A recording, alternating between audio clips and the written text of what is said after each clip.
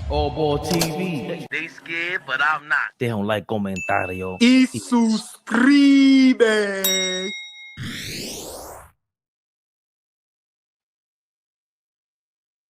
Yeah, and you don't stop. It's one day spinning up the fucking ops. No, the kids say ops, right? What did we used to say when we were younger? Ops. Oh, we got no comments up? How dare you? Oh, Audi's in the building.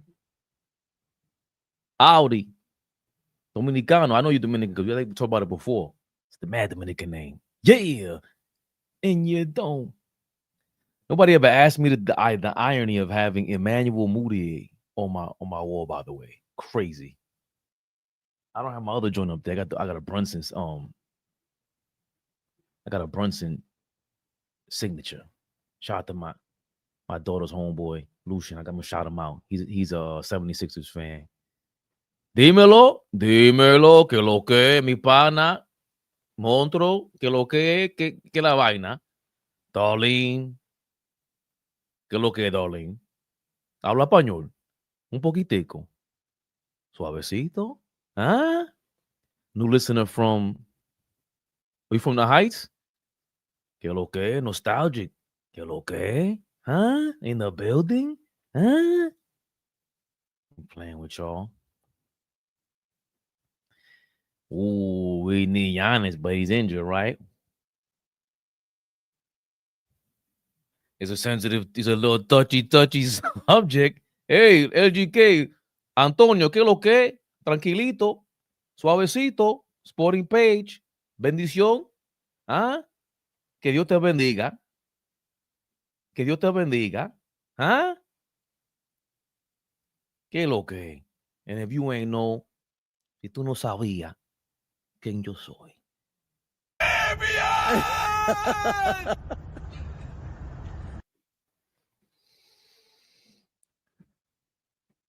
Don Freezer, ¿qué? Tú no entiendes. Don Freezer, el Freezer. Growing up, I didn't even know the fridge, like the freezer part was I don't even know the name of it, la nevera, but el freezer, we say el freezer. The radiator, el letín, we call it letín. My whole life I thought it was el letín. That's Dominicans calling it the steam. Hilarious. ¿Qué es eso? AllBall en español. Hola bola. ¿Qué es lo que? Conflay. Alberto. Conflay. ¿Ah? Ir vapurón. Ya estamos aquí. We here, folks. Shout out to Dom Dropper. Just spoke to him. He's doing all right. Our people will be in the building. Flee AllBall. AllBall is somehow Knicks fans' enemy number one after defending Karl-Anthony Towns, after lambasting and blaming the big cat. Ain't gonna lie, fam. I always thought you was Dominican because you look it, but your accent in Spanish, you gotta be. Don Freezer. Claro que sí. I look Dominican. They always say I look Puerto Rican growing up. But you know, I'm not offended by this. By these shenanigans. None of them. I want to start here, though. Kevin Garnett says that the Knicks saved basketball.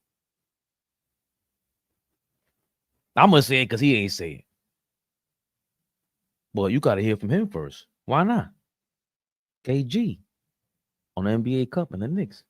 You know what I love about the in-season tournament, P? Where would your young team like the Spurs get this kind of significant? Yeah, they need like that. This is gonna help them, bro. I bet you any type of money this gonna help them first round. Yeah, because in the spirit of this, you had to win one game. Right. Everybody had to be great for one game. Y'all beat OKC. That momentum coming into here. Yeah.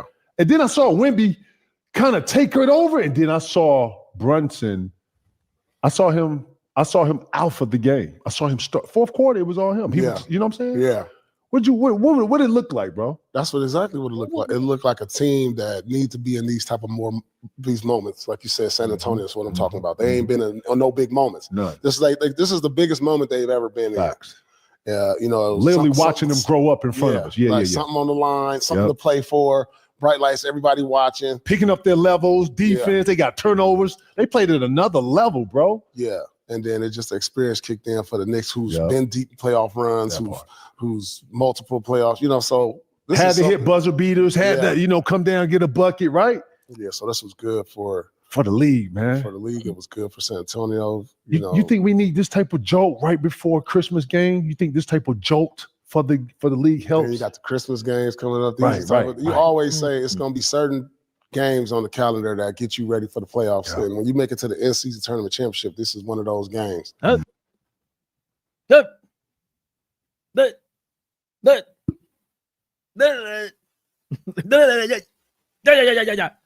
all I had to hear to get inspired.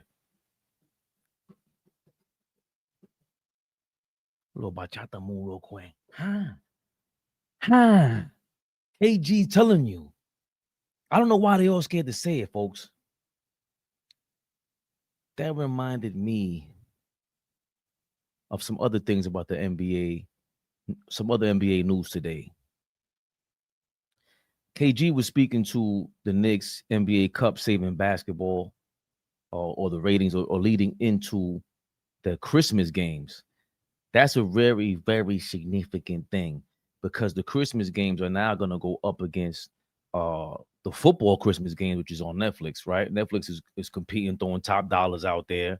And going into this season, all we've ever heard about was how the NBA ratings are so bad and this, that, and the third. And then all of a sudden, the money came out. The money documentation, the money alert came out for the NBA. Ian Begley reports, NBA says it's had more than 87 million viewers in U.S. this season across NBC, Peacock, ESPN, Amazon Prime, Prime Video, and NBA TV. The most viewers in 15 years and up 89% versus last year. Obviously, streaming platforms have given league better audience. I'm interested to know how streaming audience is counted, reported. Ian Begley. Bueno. The reporter himself, he works for SNY. He does a good job. We shouted him out because he had Iman Shumpert there yesterday or the day before. Great work because we like to hear him talk basketball. You see KG there, another guy, when he's calm and he actually talks about basketball, some of the business of it, it sounds great. And Ian Begley asked that question about how the streaming audience is counted and reported. So it gave me pause for cause. And I said, how is that shit reported? Or word. How do they do this thing, man? So I would say we're powered by Gemini, but I've been using Gemini more often than ChatGPT. They're saying it's better than ChatGPT. It's still up in the air for me. And I did pull up this stuff from ChatGPT, and it's in reference to the question I asked. It was, how is streaming calculated today compared to the Nielsen ratings from back in the day? And the Nielsen ratings was what they used back in the day to calculate TV ratings for different shows and stuff. And they make you feel like you missed out. And there's a lot to this. Measuring viewership has changed fundamentally because the currency of the industry has shifted from live ratings, who is watching right now, to total engagement, how many minutes were watched overall. So here's a little breakdown. Big data approach used in 2025. The core metric is ratings versus minutes, right? Back in the day, ratings and shares, ratings were calculated as a percentage of the total TV owning population. If a show had a 10 rating, it meant 10% of all households with a TV were tuned in. That was a snapshot of a specific time slot. 10 minutes today. Today, the minutes viewed compared to the back in the day rating share. So today, minutes viewed, streaming is measured by total minutes viewed.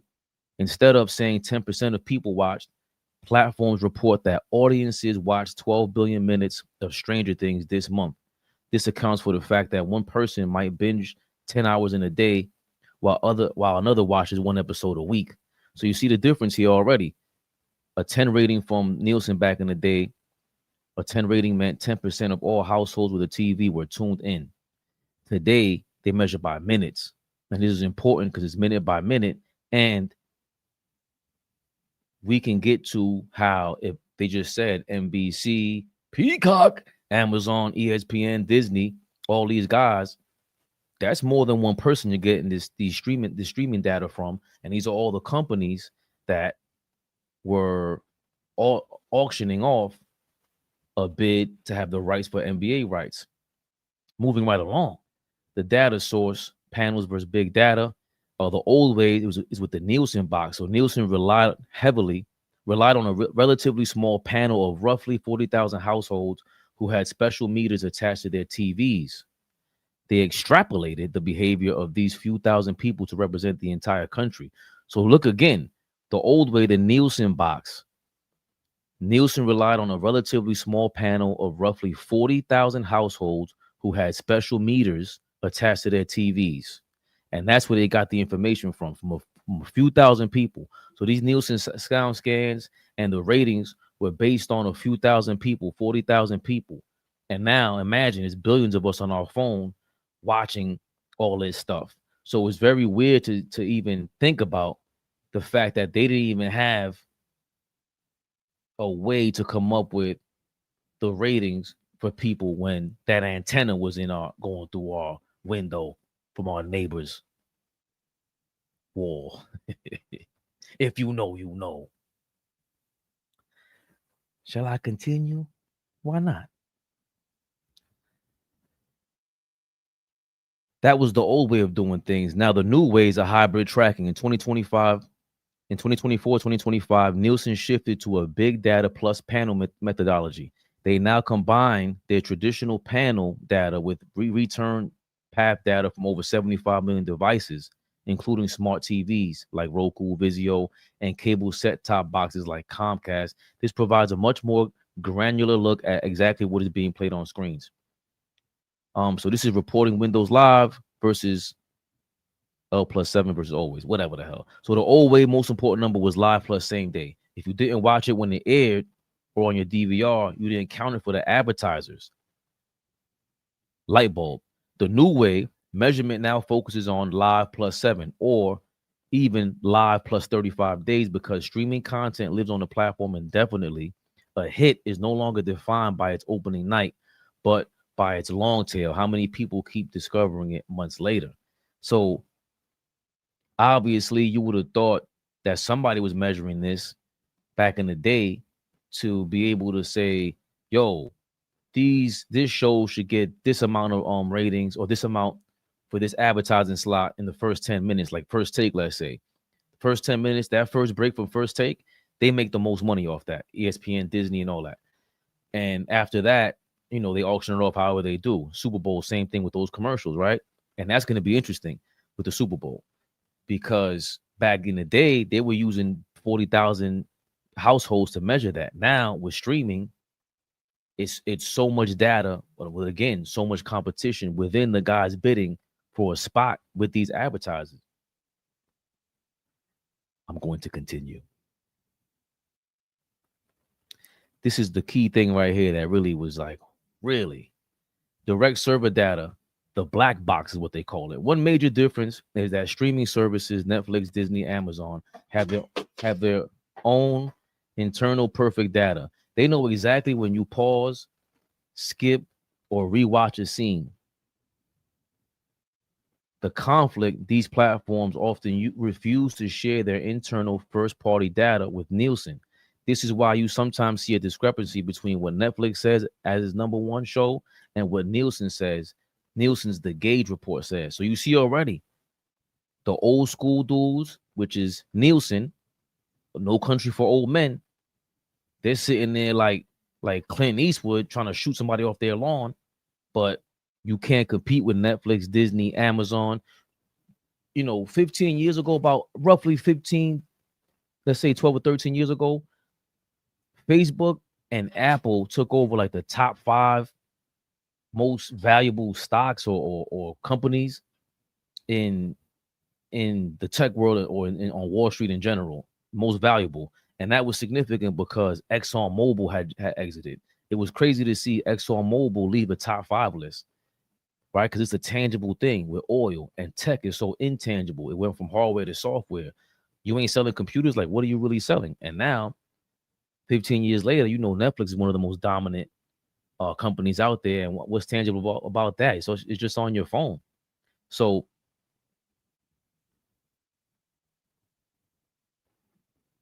what else did we get here? So here's the billions of minutes, new record, and current market share streaming. There's some more information about, you know, the billions of minutes and how they really distribute this stuff. Instead of measuring channels, Nielsen now tracks media distributors. YouTube. So these are the top leading streaming companies that there are. YouTube is at 12.9%, remains the number 1 overall distributor of TV content. Disney's at 10.5%. You know, that's ABC, ESPN, Disney Plus, Hulu. Paramount Plus is at 8.9%. They surged recently due to the NFL on CBS and the series Landman on Paramount Plus. NBC Universal's at 8.8%, which is Peacock. They saw a massive 22% growth this month thanks to Sunday Night Football. And Netflix is here at 8.3%. Despite being a single app, it rivals entire media conglomerates. So you see Netflix is going up against these other guys, YouTube, Disney, Paramount, NBC Universal, and they're just one app. YouTube has a whole bunch of stuff. That's the Alphabet group. It's known as, I don't know if they're formerly known as Google, but they're just also up against, you know, TikTok and Instagram. But for Netflix to be doing this is amazing. And along with the fact that Netflix and Paramount are currently at odds, they're at war with negotiating or bidding for the Warner Group. They're negotiating for the WMD because Discovery sold it off. So they got the Warner stuff out there, you know. HBO Max, the HBO content is being auctioned off. So you see Netflix that had the Logan Paul fight or Jake, whatever his name is, fighting this guy, got his ass whooped by Anthony Joshua, got dropped. It was great. It was great theater, cinema. So this is significant again because the Knicks, Orange is winning. They're the league's biggest attraction metric. You can point to these specific numbers here. So Christmas Day, referencing Kevin Garnett, what he just said a little bit earlier. Christmas Day of last year, 2024, the the Knicks versus the Spurs opener averaged 4.91 million viewers. That was the most watched Christmas Day game in 13 years since 2011. And the 2011 season is significant because that's when they had the season and they opened on Christmas Day, if I'm not mistaken. So the Knicks are a part of 2 days in back-to-back years with the Spurs, with Wemby, coincidentally, where now they're taking this to another level. Now we're introducing a new flux of fans and viewers with the NBA season when it matters most. And Paul Pierce and KG hit it on the nose for me. Maybe it was incidental, maybe it wasn't. But I love hearing KG hearing that or KG saying that because, damn, you won the NBA Cup and it is December, right before Christmas. I didn't even really think about it. But the NBA going up against Netflix and the NFL on the same day. You know, they had Beyonce there last year. So this is heating up. And to me, this is showing how the Knicks, I don't say use as business. Our fan base, they know we're crazy. We're going to go watch. We're the ones that are helping push the popularity of the NBA, of course, along with Wemby. Of course, along with still Steph Curry's around. LeBron is still around. And it's dope just to see how the Knicks are really a part of history. We're doing big things. You know who that guy is, guys. He needs no introduction. I want to give him one anyway. We live. Big Flea, never the little one. I ain't in as good of a mood as I was yesterday. Play with me if you want to today. Play with me if you want to.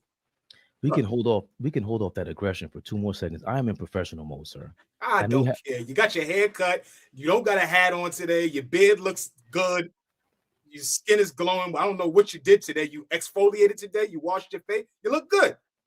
You look good, man. You look good. I use snail mucin along with facial moisturizer. Send me the products. I shall. At work, I try to suggest this to people, and they said, "You put snail semen on your face? What other kind of semen do you put on?" Like, God, these guys are crazy. I mean, I don't know what I'm doing. Doing something. This chocolate look good. Niggas was talking about my teeth yesterday. I smacked the shit out of them too. But you know, it was looking good. You know. Oh man, what's up, baby? The 77th. I'm not gonna lie. Let me tell you something, 77th. I saw you in the comments earlier. I thought you was a big time hater, but the fact that you hit us with the 199, I'm not saying you could buy my integrity, but you can certainly purchase all hateful thoughts and loving thoughts here on AllBall TV. Don't let Flea's face fool you. He can be a bit intimidating. Mike Brown, you get naked for Mike Brown, and he don't even be doing too much. So what you think you're gonna do for $1.99? No one is talking about that. Nah, if it's this type of live, I'm out. Yo, if it's this type of live, I'm out, y'all. I'm out. This nigga's eating dinner. He got dinner served to him right in front of us. Did y'all see what happened just now? The 77 is patiently waiting for us to read his super chat out loud. A cat for Harden and Zubac Brewing. Eat your dinner. I got it. Cat for Harden and Zubac Brewing. Heard it here first. Big shout out to the 77 for his $1.99. Go and eat your dinner, man. Go and eat your fucking dinner. No, you listen. I'm the moderator. Oh, now you okay? You want to moderate? We can't leave you in control of the balance of the show. Not me. Not me. This might go bananas. Left. All the way left. Flea, how you feeling, my brother? I'm feeling blessed and highly favored, man. Black, feeling good. Happy to be here this evening. Yeah, black, feeling good. Happy to be here this evening. Shit. What exactly is feeling black? It looks like this. Wait, hold on. It looks like this. It looks like this. You know what I mean? It looks like this. That's what it looks like. Glistening. Okay. Good skin. You know what I mean? Good energy. I'm not gonna lie, man. I was growing my beard out, and my wife hated it. She said, "Yo, you look mad old." And then Flea said, "I was looking at an old video back in the day, Fade. Not gonna lie." And you know, my wife says Flea's my boyfriend. So she said, "Not gonna lie, Fade. You do look mad old. You look mad young in the video like 2 years ago." So I was like, I'll give it a chance. 20 pounds lighter. You know what I mean? When you shave, it looks like you dropped 15 to 10 on the screen. I don't know how you looking. You might be sitting like the penguin right now. I don't know. But right here, you look good, baby. Bubba. You look good, baby, Bubba. You know that. Yeah, nigga. I'm on your ass now. The penguin is crazy. The hater has You see David Smith. David Smith's so mad. That nigga's David Smith. He's so mad right now. What the fuck is he gonna do tomorrow night? The ball is gonna be in his hands every time. What the fuck is he gonna do tomorrow night? Tell me, David Smith. Fuck out of here. What is he gonna do tomorrow night? Take 35 shots? I hope so. And hold on. King's Speech. I got a solo show coming up for y'all soon. Soon. Y'all said I ain't do some solo shit in a while. I got some. I heard y'all. I heard you, big dog. I got you, David Smith. Seen somebody else in the comments co-signing like, yeah, I ain't seen Flea do his thing by himself in a while. I got y'all. Y'all thought I don't know how to work? I got y'all. Did they? They sure did. A few niggas did. I seen your twin. Hey, I'm gonna send it to you. I seen your twin on Instagram. When you see this nigga, you're gonna be like, No. Do not send it to my phone because Dom, no. Dom sent me some random dude who's like more golden than me, and his eyes are golden, and I swear to God. But he talks like this, and his down is like this, and he's like, and Karl-Anthony Towns, and yo, I'm gonna send it to you right now. Fuck that. You have to see it because I see it often. You have to now. I'm sorry. But when you see this, you can be like, oh. The gentleman I'm speaking of definitely does. I would have blocked the channel if that was the case. I show him love because every time it pops up on my phone, I think it's me. It's crazy. Listen, Flea. I showed him some love the other day too. We told him 8 o'clock. You know what we're gonna have to do for AllBall, right? Here's a little backstage lesson for you guys, or a backstage peek. We're gonna have to call AllBall. We're gonna call AllBall live on the air. That's what I'm gonna do. Live. Flea, why you do that? There's some big teams coming out, man. Speaking of Ian Begley, yo, man, am I glazing Ian Begley as of late? Yes, doing great work. Great work. He had a great. He's out in, niggas ain't see me hugged up with my son at the game. Had him draped up like this, about to kiss his forehead. That's my son. You know what I mean? Go on, slapped him on his butt. Said, go ahead and report some shit. Go ahead. Come back and holler at me when you're done. I don't know if I could ever get over a man kissing me on the forehead like that. Ian Begley did not get kissed in the forehead. Flea apparently wants to do so. Please don't be scared, Ian Begley. John Q, don't play with me. Don't play with me. Flea, can you look what John Q said? You did so well yesterday. John Q, Flea thumped him. Flea thumped him. That's fucking funny. I'm sorry. That's funny. That's funny. I'm sorry. The nigga thumped him. That's mad funny. That's mad funny, right? I'm sorry. That's funny as hell. I started speaking a little Spanish and Tony, calm down, Tony. He thumbed him? Don't ever let a nigga thumb you. That's crazy. No. Pardon the left, like my OG Mello says. Pardon the left, man. Mello is not your OG. You don't know that, man. Enough is enough with these shenanigans. Actually, I'm bugging. He's my age. Damn. My OG Mello said, pardon the left, man. Pardon the left. Pardon the left. You gotta stop that shit. Listen. He don't like it because it's fly. You don't like fly shit because you didn't say it first. You a fucking hater. First of all, you a hater. People been saying that forever. Number one. Number two. Whatever. He's a 5%. I heard you, champ. There's a lot of guys who are 5%ers and they perform a lot of crimes as well. Speaking of which, Josh, did you see what I sent you? I'm not clicking that, man. I'm gonna delete that.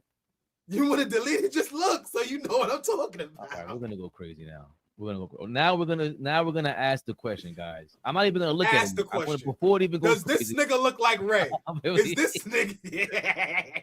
Is this nigga's Ray's twin? Chat, let me know, cause he's gonna fucking hate. Let's show him. Hey, Will, stop that thumbs up shit, Will. You know you're my brother, Will. Don't do that shit. Flea, control yourself so we don't talk over each other and we don't go over the audio. If you fuck up my audio, Flea, I'm kicking you the fuck off. Please respect my audio. Now, what do we do? How do we take a vote? Do we one's in the chat if he looks like Fabian, two's in the chat if Flea's racist? Yes, one's in the chat. One's in the chat. If why can't we just keep the theme of thumbs up? We can't keep that theme. Thumbs up. A Josh Bosh thumb up. If this gentleman looks like Fabian, and 2 thumbs down if Flea is racist. Here we go. Big shout out to Will's pops. I have to mention it because it is odd. It's not normal, but Karl-Anthony Towns went 1 for 5, and he's only giving you 6 rebounds and 2 assists. Could you imagine being on a team? You score 47 points. Brunson scored 47, and he only got 2 assists. It seems a little weird, and it's not to be pocket watching, but he gets paid about $54 million a year. This is all monopoly money, but it tells you how much of your salaries he is just holding. That makes it harder for you to sign guys or get these free agents. And he's holding down that big block of money. and he's not exactly producing on a consistent basis. I don't know if something underlying is going on in the locker room, a conversation that's like, hey, believe me if you think you can do it by yourself. Are you kidding me? Yo, Ray, that's your cousin? That's your cousin? You got to ask some questions to your moms or your pops. Something. That nigga is related, bro. Cherokee OG. I love Cherokee. I don't care what Cherokee. We love you, Cherokee. You know that. I don't care what Cherokee said. I didn't That's even your hear cousin, anything nigga. he said. He sounded so flamboyant. That's how he talks through all his shits, bro. So now he's gonna appear. You fucking asshole. He's gonna appear in all my fucking algorithms. This is what you did with what's his name? This ass, the other jerk from South, what is it, South Bronx that got thumbed by Africa. My son said, I hate you. Let's die together. I hate you niggas. Let's die together. OG, boy, what up, OG? You have walked into yo. Wild West. I'm warning you right now. Y'all go to the Wild West. They're talking about thumbing each other. We're not with our how you say polls. How you say that when you give a question and you have to answer it. Please don't make that face after you started this whole flamboyant tonight. Oh boy, does this gentleman look like me? Do you agree with the chat? This guy. Then just go do it, and then Brunson scores 47. But it really is not normal. 1-5 can look tricky on him sometimes because that's his cousin, OG. That's cuz. I ain't doing my brother like that. But you ain't gotta do it like that. You ain't gotta do it like that. I'll do it. Listen, niggas call me Benzino all day, bro. Like, deal with it, bro. Somebody just said it in the chat. It said Benzino's wilding today. Thank you, guys. If the nigga had showed love yesterday before shooting, the Jimmy Walker shit was funny. That was funny. It was funny, but he said it too many times because he didn't get your attention. Right. It was funny. I would have gave niggas a dynamite, but he was riding dick yesterday. So I'm like, nah. He can go for the bizarro world, Fabian, I guess. Like, I guess. Bizarro world. I mean, yeah, I guess. He's not touching I'll send you the guy that dimes him. That shit was crazy because I'll see him and I'll think it's me. That's what I'm saying. Oh boy, how you feeling, man? We didn't have you. I'm a little tired. I'm all right though. Big shout out to the chat, my brothers, man. I seen a couple of the beautiful ladies in the building. Listen, big shout out to y'all. Y'all know the drill, fellas. Thumbs up, no pause. Thumbs up. Yo, OG, niggas coined the term. Yo, niggas said niggas be thumbing niggas. Niggas. No. I'm sorry, OG. I had to tell you. Big shout out to the ladies. The beautiful, the lovely, the extravagant, the sexy, the elegant, Big shout out to all of y'all. Cherokee in the building, Tori B in the building, Darlene B in the building, is Mo in the building. Fellas, put up a heart, thumbs up. Y'all know the drill. A high, hey. Listen, man.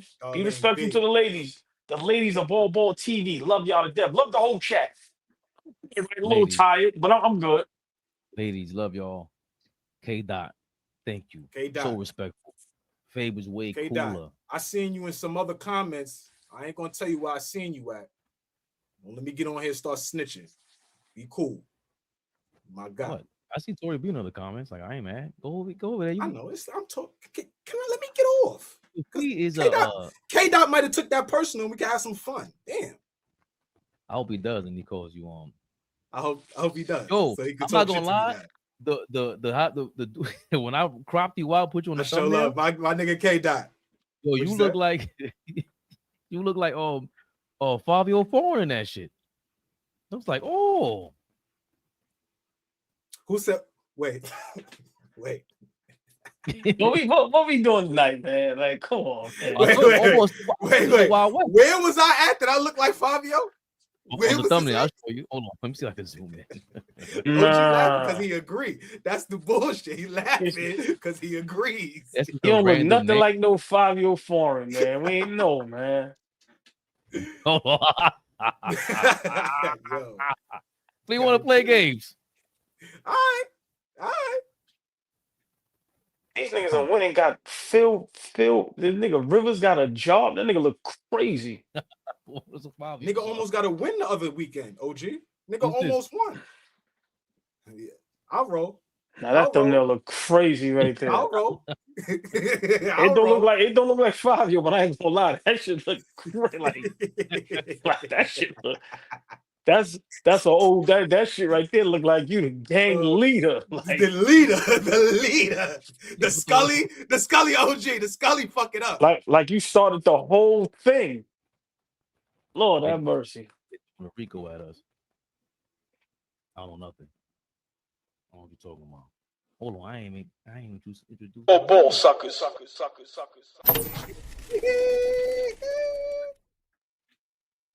Go. It's official. You know what it is. Knicks Rehab. Knicks Rehab, y'all. Come on, baby. Got some haters in the building. We go over the comments now or later, people. How you feeling? I'll do a reaction video first.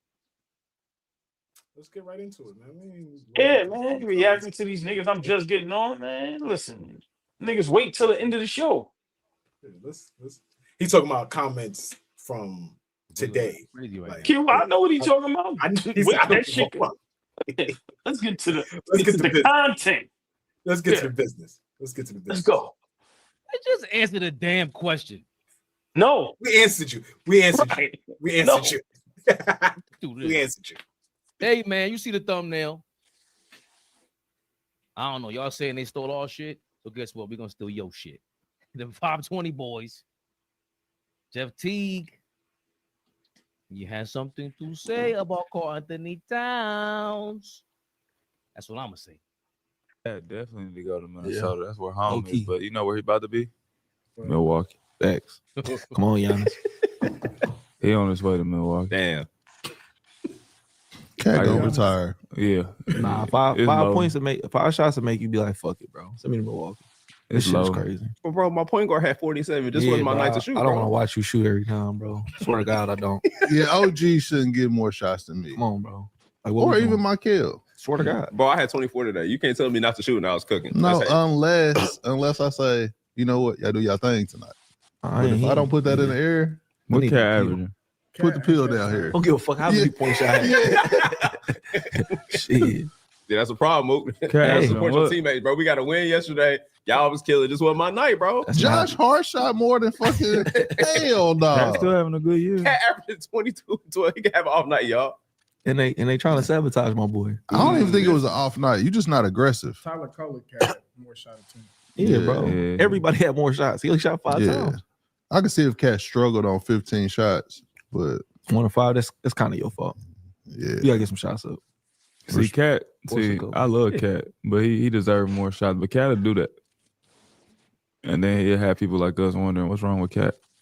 Yeah. Cat would be like, you guys want to give me the ball? We like, man, fuck that, man. He did that shit against him when we played in the Rockets in the playoffs. Yeah. They had fucking James Harden guard him. And he was mad at us because I'm like, nigga, shoot the ball. Yeah. You keep kicking it out to me. The fuck I didn't want to shoot. But he probably did that last night. Probably just kicking the back out. Cat, I mean, everybody had them days though. Nah, that's enough. That's enough. You fed the propaganda, baby. Jeff T, what you talking about? That's enough. AllBall. You heard it. Ain't nothing new since Minnesota. Like I told your ass. And now you flipped on Karl-Anthony Towns with them Gucci. Oh, you don't know Gucci. They Nike. Flip flops. You know OG's Nike head to toe. He don't play. Come on. You're all confused. Because I don't know what you're talking about. The way you flip flop on Karl-Anthony Towns, we peeped it. Now you ain't no flip flop. I call it how I see it. You get the baddie. Not saying he's a baddie. We ain't saying it, but I'm just saying. And then when you get the person, what's wrong with going? This was wrong. Ain't no flip flopping.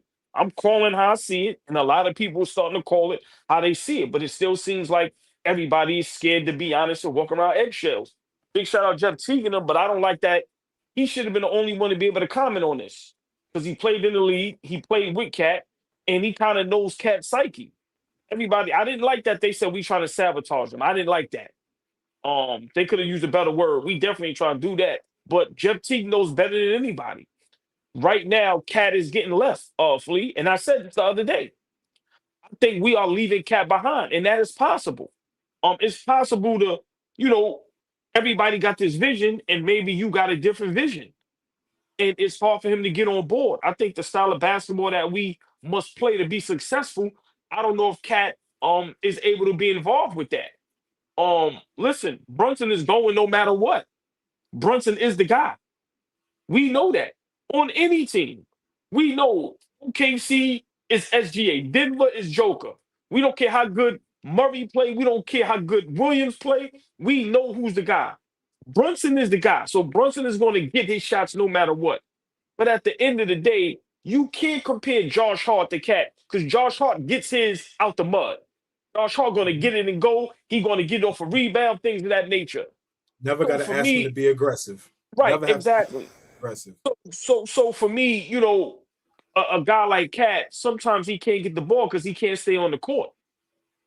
Sometimes Cat is out there and it's just like he's lost. Whether it's committing stupid fouls, whether it's just can't get nothing going. And I said this last night, Flea.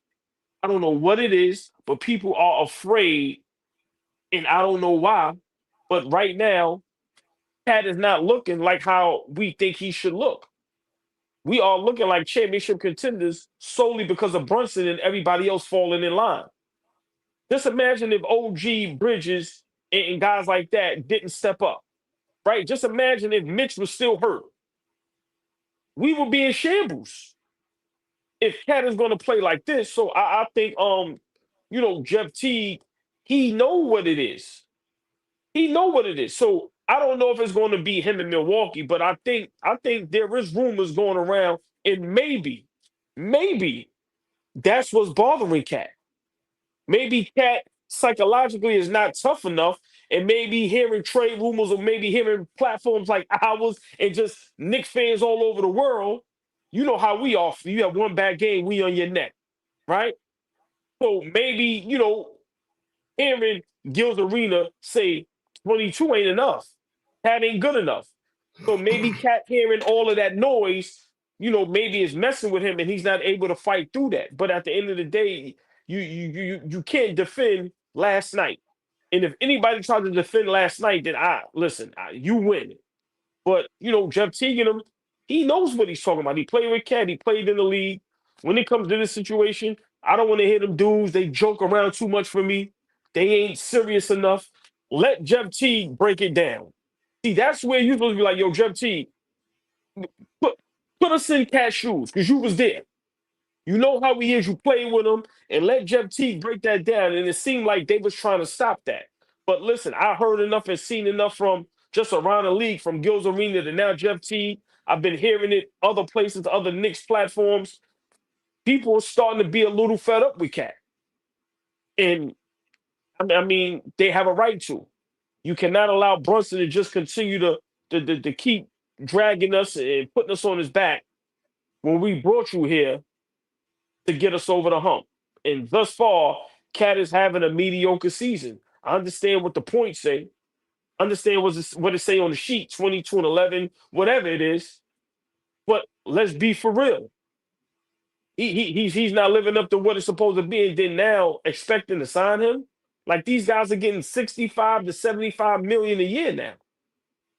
So are we really gonna? So listen, Jeff Teague and them, they tried to hit it on the nose pause, but they kept interrupting each other and trying to make it a little joke. But it ain't about us sabotaging them. No, we going. We can't wait for you, bro. We going. And like I told you, I said this, and I'll let Flea cook. I told y'all this 2 seasons ago, and everybody laughed at me, or maybe last season. But it definitely was between the last 2 seasons. I said, yo, we need to treat Brunson like AI with Philly. Build around Brunson. Now, we know Philly wasn't successful because they didn't win the finals, but they got to the finals. AI was a MVP, considered one of the best players in the NBA that year. Probably was because he won MVP. I've been saying this. Cat is in Brunson way, and if Cat is not going to play up this part, Cat got to go. I'm sorry. Can't hear you, Fabian. I think the reason why that stood out for me with Jeff Teague was because he said he played alongside Karl-Anthony Towns. So when I saw him in Minnesota, what I always say, Flea, I don't like what I saw. I thought we were getting some Dominican dude out here that's gonna go crazy. Al Horford's the only guy I could go for in this era. And Jeff Teague said I played alongside him, and he's telling me to shoot the ball. And it's like he's asking for the ball back. And again, he's not being assertive. And over here in New York, that's the number one thing we complained about last year. We went at it about this in the playoffs against Detroit. And I was saying, I don't care if Brunson's going for 80. Who else has that same attitude? Brunson's a killer. He's a killer. You saw Iman Shumpert compare him to Carmelo the other day. That's who I compared him to. It was Carmelo. All these guys who were killers, Kobe, whoever. I don't care whichever one you name. He's as competitive, and he's showing he's as skilled. Well, not as skilled, but he's following through and scoring like this, Flea. So I mean, what's your thoughts on Jeff Teague basically confirming what we thought about what we saw in Minnesota, and now he's doing it again on the Knicks? You know what the best thing about this platform and basketball and conversations like this is that everybody, we go watch one thing, me, you, AllBall, and however many people in the chat see something completely different. Everybody sees things completely different. That's why it's so dope. That's why basketball is dope. That's why all sports is dope, because we could watch a game and everybody could see something different. What is consistent, though, is that we are trying to get to a championship. That's what the consistent thing is. That's the consistent theme with this team, is we're trying to get to a championship. So you set those habits from now. Everybody is talking about, let's just wait to the playoffs. Let's wait to the playoffs. So shut Knicks Rehab the fuck down. Everybody shut the fuck up till it's April, May, and June, if that's how we want to operate. But that's not how this thing works. There's games in front of us. The season has to get played out. We have to position ourselves to be in a favorable position in the playoffs. So these games matter. I don't know what you niggas want, but we are going to hold our second best player accountable night in and night out. That's what's going to happen. It just is what it is. We're not going to hold him to the same standard as OG or the same standard as Hart or Kolick or any of those other guys. Those guys are ancillary pieces. Those guys are role players. Those guys know their role, and they're playing their role to the best of their ability. Right now, the question mark is, are we going to get consistent play from our second best player? Don't tell me that you could read a box score. I told you niggas about that last night. I could read too. Stop telling me about shit that I could go and look up my damn self. Talk to me about what we're watching on a night in, night out basis. The last night, he was not good. He was not good. And that can't be a reoccurring theme this year. It can't be. One game this, one game that, cool. Brunson ain't playing tomorrow night. OG's not playing tomorrow night. That's a ton of FGAs out the window. A ton. Back in Minnesota. You serious? Brunson is not playing tomorrow night, and neither is OG. That's plenty of FGAs. Ankle soreness and maintenance for OG. I don't know. But those two niggas ain't playing. Now's your time to shine tomorrow night. Now's your time to carry us to a victory on a team that's been pretty hot. Minnesota's been playing pretty damn good basketball. So they're gonna be ready to play. Are we ready to play tomorrow night? Is he gonna come to play tomorrow night? We need him to play at a high level tomorrow night. All you niggas talking about 25 and 12, bring that tomorrow night. We need that. And it can't be a question mark or if he's gonna play well or not. We need that tomorrow night. Sorry, Lee. We have confirmed the Knicks injury report for tomorrow. Hey, Fabian, real quick, your volume is kind of low. Okay. Read the screen if you can, guys. Jalen Brunson out, OG out. Well, we know Deuce Shamit. Man. I'm looking for I'm still gonna look forward to the game because like you said, I want to see how Cat performs. God damn, man, I would love to see how we look, against Minnesota, who's on fire right now. Damn. Am I coming in good? 1-2-1-2. Much better. Perfect. Thanks, guys. Perfect. AllBall's getting better, man. He's like, man, that audio. Fuck, man. It just ruined my night, man. I didn't even know that. I was in here napping, tired. I didn't even know that injury report. I text you, OG. And I just messaged you. That just I'm off tomorrow. You didn't know that. You didn't know that. Listen, I'm off tomorrow. I found good parking. I said I'm not even going outside tomorrow. Rest the game. I'm still gonna watch. I'm a diehard Knicks fan, but god damn, man, I want to see Ant-Man up against Brunson. The way Brunson's been playing lately, Ant-Man's been playing. To me, that's a great matchup. It just threw my whole night off, man. And now it makes it must-see TV for Karl-Anthony Towns. We know he hears the murmurs. Doesn't matter what any of us say. Jeff Teague repeating or confirming just what I knew already. And now he's showing that over here. Everyone was going back and forth about it. Yes, I saw that Karl-Anthony Towns has been playing defense. We had a couple of great possessions late. They reversed the call for him last night. The pass to Josh Hart was great.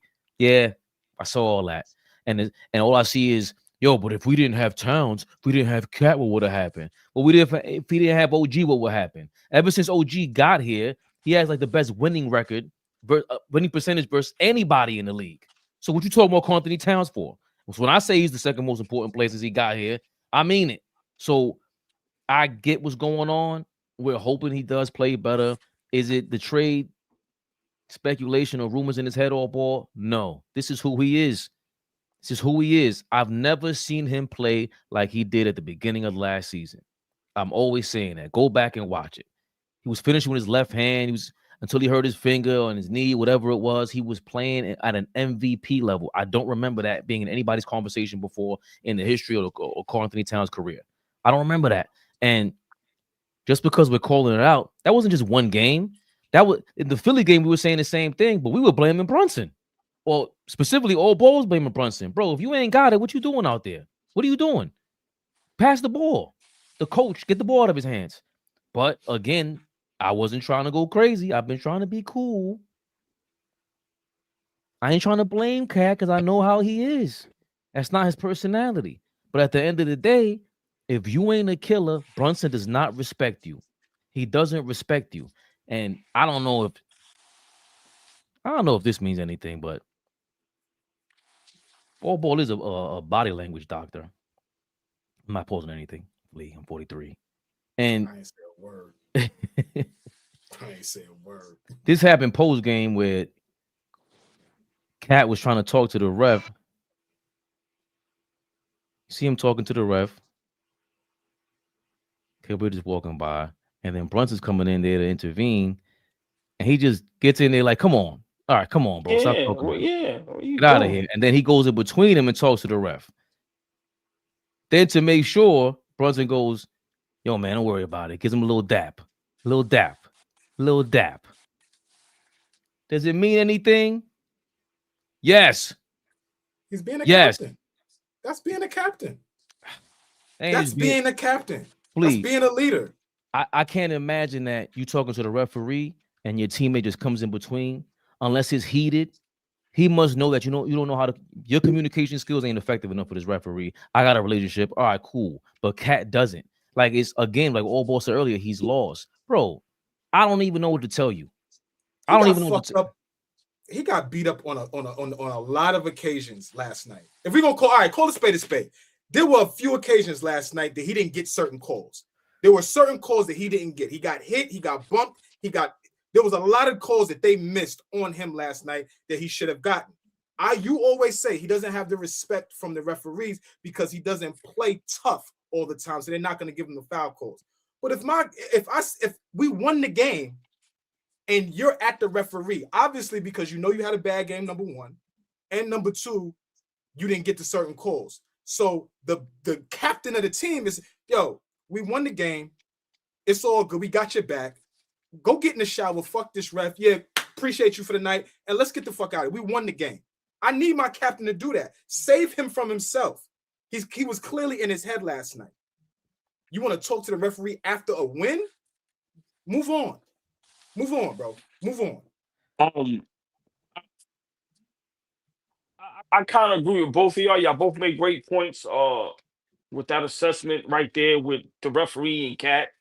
But I want to go to what Fabian said a little while ago. I totally disagree with you. I do think Cat is hearing the rumors and is bothering him because he's not playing nowhere near the basketball that we know he can play.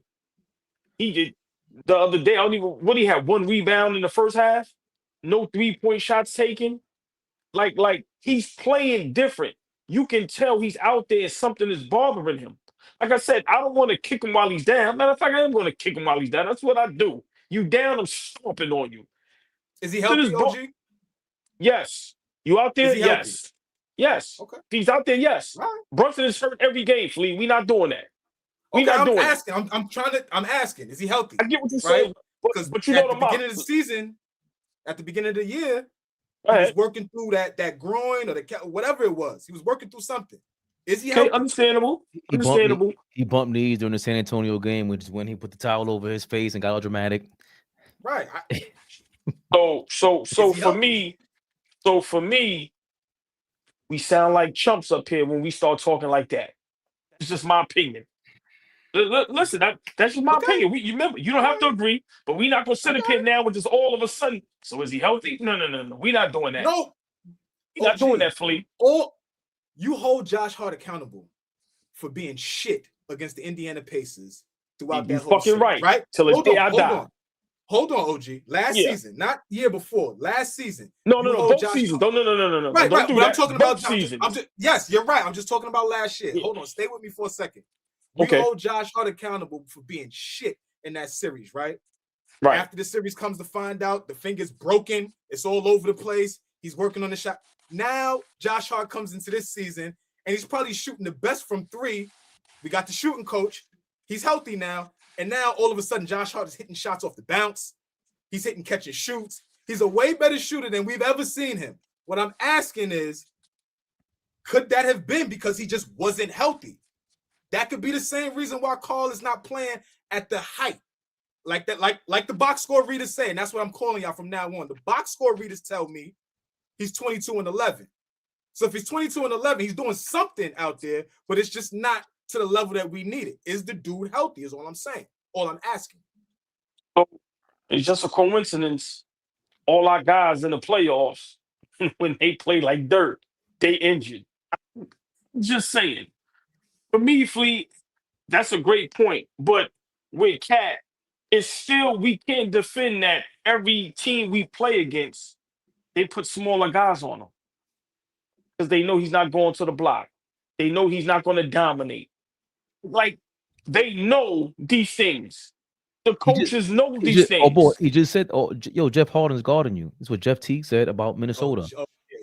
James Harden's guarding you. Yeah, right. James Harden. Right. Like, I mean, so for me, him being injured and it's with Cat, it's a lot of things. And everybody wants to tiptoe around it. We have to start being honest. This season, he is now playing great basketball. I don't care what he averages. He hasn't had a big moment in a while. Last season, like you said, Dipset Cat, we've seen the moments. We've seen the rebounding. We've seen the aggressiveness. We've seen the aggression. We've seen the 3-point shots. We've seen the celebrations. We've seen all of that.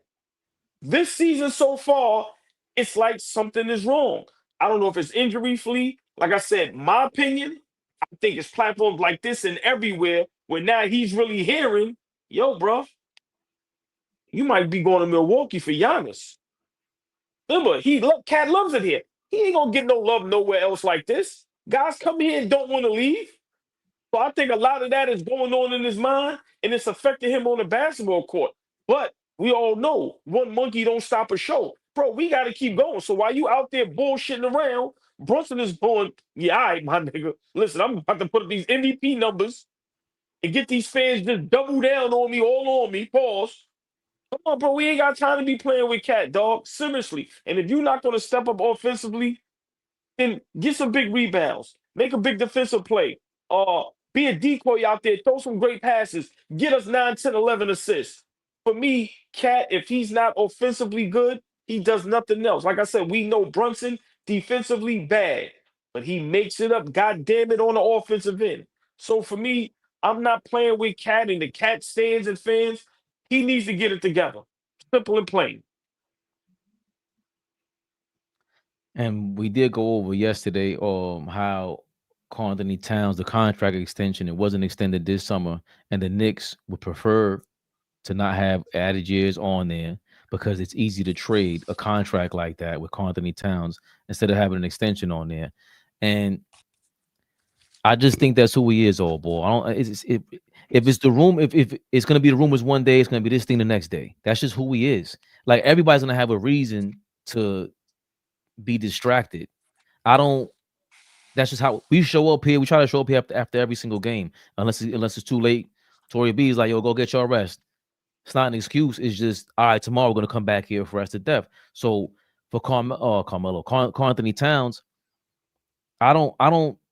He has been playing well defensively though, too, the last couple of weeks. I'm not overlooking that now. Like this is the part I'm not looking for bail. None of that.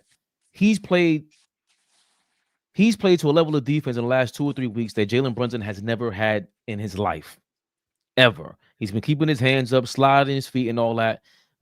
Great plays yesterday in the Miami Heat game. I've just never seen him play like that on the defensive end. But to take 5 shots. And I seen what you said, Keen Speech. The Philly game we blame on OG and Brunson. No, it's not like, see, that Philly game was so beautiful because for us to lose, because Brunson didn't have his legs, and we can tell from our couches. Now we're going back to the Detroit game again in the playoffs. Brunson had his legs and he was going bananas. So us 3 are going back and forth about whether Brunson should be going out or not. And we all made valid points. But on Friday, there was no reason why Cat shouldn't be going crazy when he had the night off the day before. That don't make sense to me. You didn't play 3 games in 4 nights. Brunson did. So then you follow that up with Sunday's game against who was it? Who we played yesterday? I forgot. Miami. And nobody could stop you. And then now that we see that, you're talking to the ref, Flea, going back to that. Oh, that's what's in your head? That you can't take advantage of these stupid ass plays, because let's not forget, Miami's a top 5 rated defense. That's another reason why you're supposed to be showing up against them. What we were pissed off about, or at least especially me, Brunson shouldn't have to go for 47 against Miami. He shouldn't have to. You should have been in the zone too. The referee shouldn't be getting to you by now. It already is what it is. There's nothing you could do about it. Fish made the best point, and I'm going to always repeat that. You know how you get rid of that? And I never thought about it till he said it. You know how you even things out? You start some shit. What I always get hyped about when Karl-Anthony Towns, Cat throws an elbow at somebody, all of a sudden it's like, yeah, even if you get an offensive foul, at least now they know we got to call this a certain way. Assert yourself. But it's, I guess, but when you say assert yourself, for me, a person like me, I'll hear those words and I'll be like, what the hell are you talking about? But then when you start showing me, yo, just elbow him real quick. You're going to get a tech. I'll pay for you, young blood. That's what the old guys were there for. I'll pay that tech for you. But watch, you owe me dinner. And you'll see now they're going to call every call because they don't want the game to get out of hand. Since you're not controlling the game, I'm going to control the game. And Karl-Anthony Towns, he doesn't play the game. I just seen the clip where John Sally was on Vlad and they were talking about Michael Jordan. Yo, and Jordan told him like, yo, Clyde Drexler was just as good as me. But he didn't want to play the game. So to me, Brunson plays the game to a different level. He understands I'm going to talk to the ref a certain way. When they ask him about foul bait and he said, yo, y'all reaching. You guys are reaching. I know the rule book. And he doesn't care. Again, same thing with, I want to mention Giannis, but let's throw in Shaq in the mix. Let's throw in LeBron in the mix. Those are a bunch of charges that you could easily call on them, but they don't care. They're going to try to run you over. It's a 50-50 call. You're not going to call that 100 times, ref. You're not throwing me out the game. I'm the superstar. You're not doing it. They paid advertising money to see me at the free throw line. That's how this thing goes. And Karl-Anthony Towns does not take advantage of his superstardom. That's his God gift, and he worked on it, and he earned it, but he's just giving it away. That's my biggest problem with all this shit. So anybody that's fighting against it, you don't watch basketball. Tell me what the fuck we watched. Them 2 raggedy-ass players on defense. It wouldn't have came down to them raggedy-ass points, them 2 or 3 points that he came into it if he was killing from the beginning. How about that? And yeah, we got to treat that shit like a playoff game. That's a playoff team. Philly's a playoff team. Like, at what point are we going to start making sense in all this? Yeah, it's December. At what point? Go ahead, Fabian. I agree. At what point? It's over. We're past the 20-game mark. We're a quarter of the season in. So now we even complimenting Mike Brown. Y'all are acting like we didn't flame Mike Brown for 6 months. Flea was taking victory laps like, this is the guy you wanted? And now we're here in December, like, yeah, this is the guy we want. So far, a year and a half later, we don't know if we want Cat. We have to ride this out because of the contract situation. And we want the team to be the way that it is. Of course, a trade would disrupt everything. You have to restart again, and we have to hear from Flea, you're getting hyped up again. I'm not going through that again right now. Let's ride this shit out and let's see how this goes. But Karl-Anthony Towns has to step the fuck up. These are big time teams in the East. You should be getting the first seed in the East. You don't want to see these teams on their home floor. Maybe Miami, because that's like New York South. But I don't want to see Orlando at their home court. I don't want to see none of these guys in the home court. We should not give home court advantage to the Detroit Pistons. That stadium is looking crazy now because they're really good. And we just played them last year. So we need you to be in the mix. And that starts now. You ain't taking 5 shots. That shit ain't funny. Josh Hart got more shot attempts than you. That shit ain't funny to me. And so when people want to get all, that's stand them to me. We stand Brunson. Okay, you know why? Because when I watch him, a part of me wishes I could play like that. A part of me wishes that, if I was nice, I would play like him.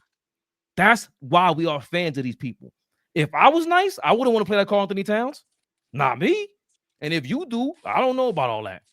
I never met a Karl-Anthony Towns fan in my life in real life. I never met one. So part of all this is that AllBall. No. Go ahead, Flea. Nah, I had a chatter about, we got to pick him up. And I tried to make that point last night, right? I said, if you see him struggling, Brunson, you got to have a conversation with your second best player, your big man. Like, yo, what we need to do to get you the ball, what we need to do to get you in the right spots, right? But God damn it, I've been watching everybody pick this nigga up for 10 years. They brought Jimmy Butler in to pick him up. They drafted Andrew Wiggins to pick him up. They brought in Zach LaVine to pick him up. They bring Patrick Beverly to help pick him up. They bring in Anthony Edwards to pick him up. At what point you a number 1 pick? Why the fuck niggas got to pick your big ass up? You're 7 feet, 265 pounds. Go out there and dominate your matchup on a night in, night out basis. What the fuck are y'all watching? What are we watching? I wish I could average 22 and 11, but you know what? On the nights that I have 5 points, 2 points, and shoot the ball 5 times, somebody's going to say something. Yo, Flea, what's up, baby? You all right? Everything good? Fuck before the game? What happened? Something happened. Why are you not playing well? What happened? So, we got to stop this. If we want to be championship, we got a little taste. We got a little taste of the Eastern Conference Finals. We got a little taste of playing in late May. We got a little taste of niggas acting like we are something. We didn't do that to then come back this year and go backwards, right? We want to continue to elevate. So we got to hold everybody accountable. Jalen Brunson was shit against Philly. We came here and I wasn't here that night, but I watched my brothers. They held Jalen Brunson, our best player, held accountable. So now Cat has all this equity and rope with you niggas? No, he is not dominating his matchups on a night in, night out basis. Certain nights he don't look good. It's just the facts, and we want him to be better. That's it. Listen, man. Y'all know I got a saying when I say I've seen enough. And it's almost getting to that point. We watched for the last season and a half that Cat was here. When we play Boston, Tatum guards him. When we play OKC, Williams guards him. Sometimes Dort guards him. Like yesterday, Miami, I watched Wiggins block his shot. That is a problem. That is a problem. And I don't understand how people can defend this. And for me, I see people who, they call us or call me, they think this is all about Giannis. And it's not all about Giannis because I proposed a trade last night that I would love. I would take Sabonis and DeRozan for Cat because now I think Sabonis is a better all-around player. And then now we also get a little depth with the wing spot with DeRozan. So for me, it's not all about glazing Giannis. And I'm not saying we have to make that trade now, but let's be honest. Cat cannot continue to keep playing like this if we think we're going to go for a championship. Seriously, he can't. He can't. So I don't understand how people can defend just how he's been playing this season. Granted, averaging 22 and 11.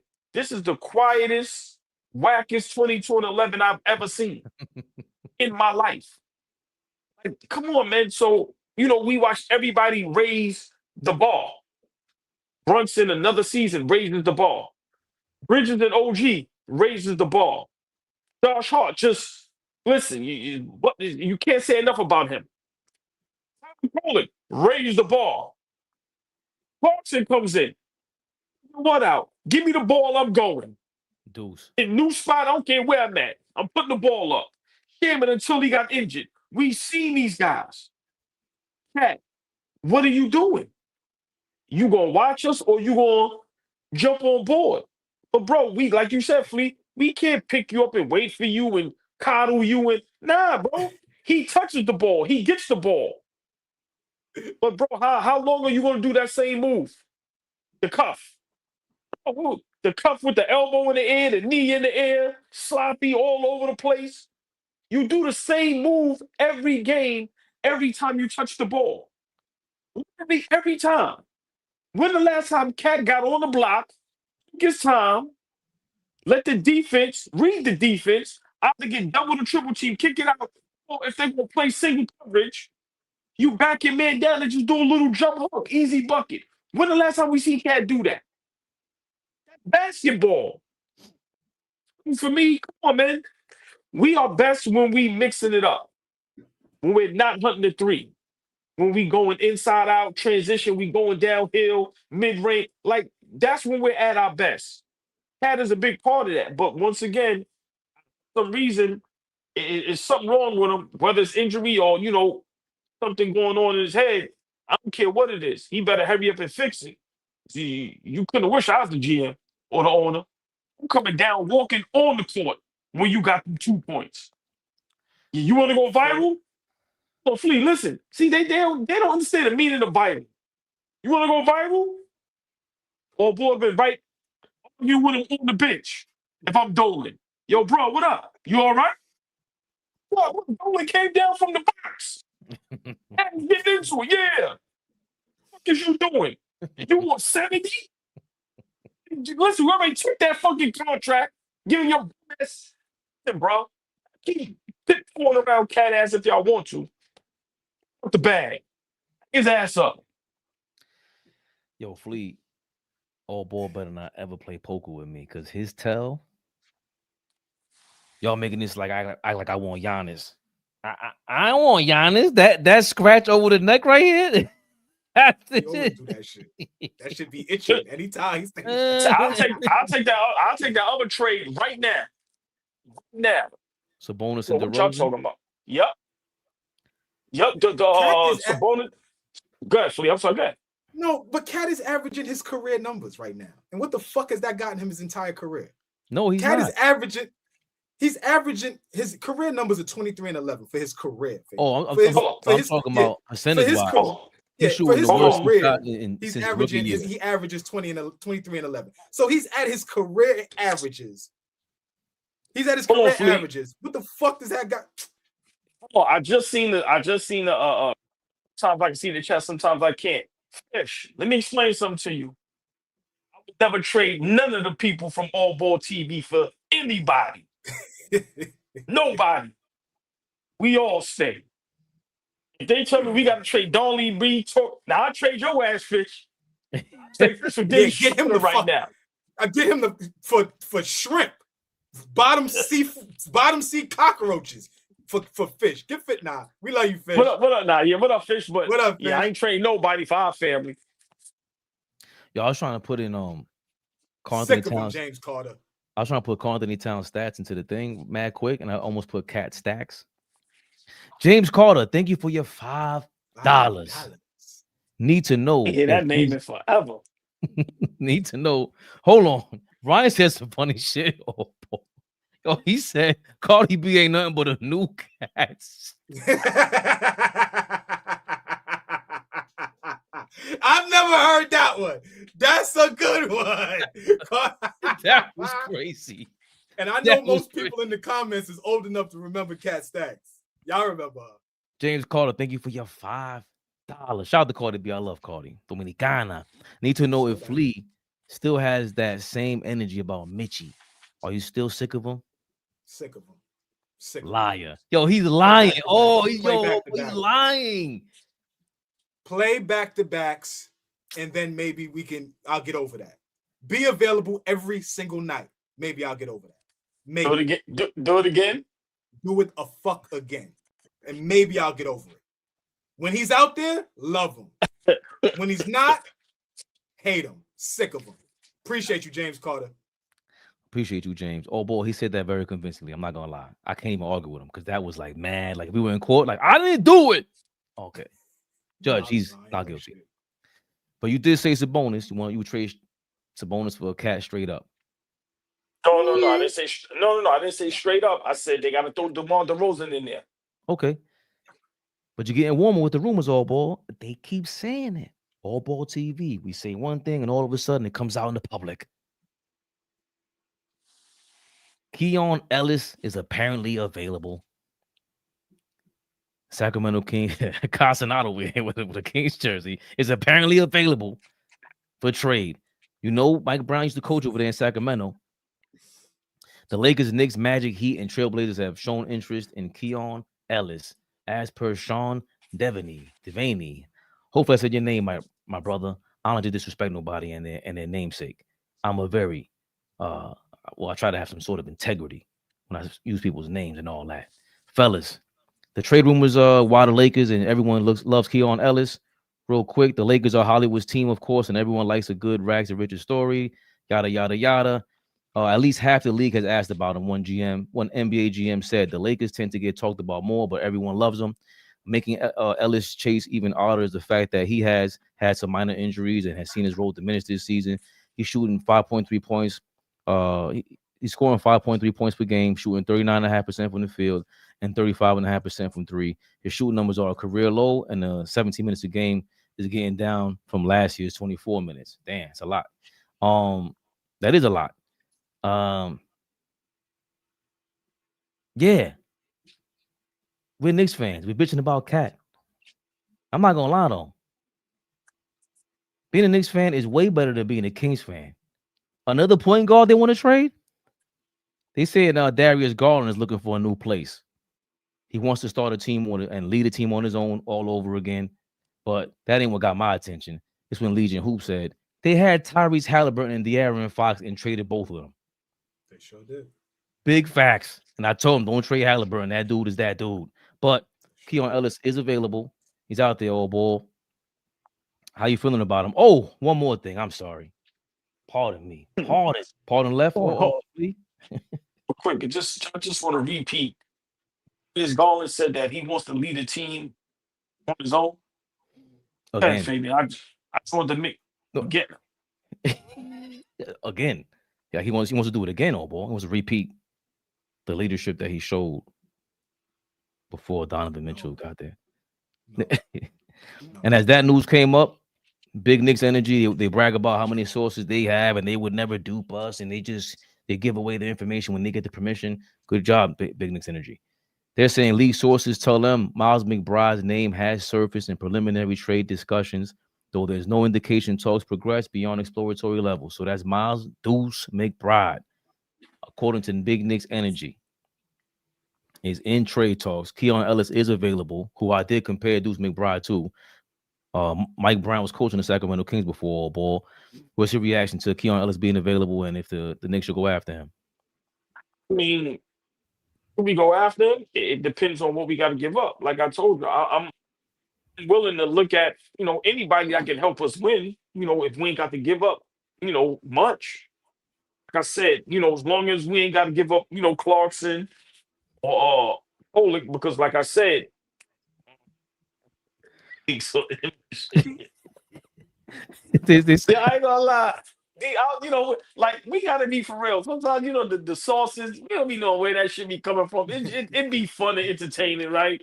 We gotta entertain it, but that was funny because it's like, boy, I'm sorry. I didn't think you would be able to see the comment. I didn't want to interrupt you. I just wanted to put it on the screen so people could laugh. It's all right.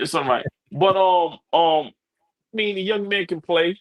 Like I said, I'm willing to take a look at anybody that's going to help us get to the next level and hopefully win a championship. But, I don't want to give up much. Like I said, guys like that, we could give up. If we could do a Yabusele for that, You know, no, I'm just being for real. Like I said, it happens though. You know, we can laugh. You know, some teams they looking to get a guy just to dump him, cap space, all that shit that I really don't care about. That's not my expertise. But I don't want to, you know, go after a guy like that, and we got to give up. Let's say they take Yabu, but they want Deuce in that, or they want Clarkson or Kolick. No, I'm not doing that for him because he's not going to move the needle to where he's the game changer for us. Now, will he help us? Yes, but I mean, it's definitely something to think about and look at. But you know, a lot of briefly. But like I said, if we could dump Yabu in one of those imaginary picks that we did with Ovi, that just vanished out the air, then it makes sense. But as far as anything else, nah, I'm not doing that. No. Flea, what are your thoughts? You familiar with Keon Ellis's game? I forgot what school he went to. He's over there in Sacramento. Mike Brown, he knows him. What are you thinking about Keon Ellis with the Knicks? Absolutely nothing. And I usually have a ton to say. Absolutely nothing. Y'all know y'all can't stop me from talking sometimes. I have absolutely nothing to say about Keon Ellis. Stay in Sacramento where you are. Do not do anything to move this nigga over here into the Garden. Stay over there.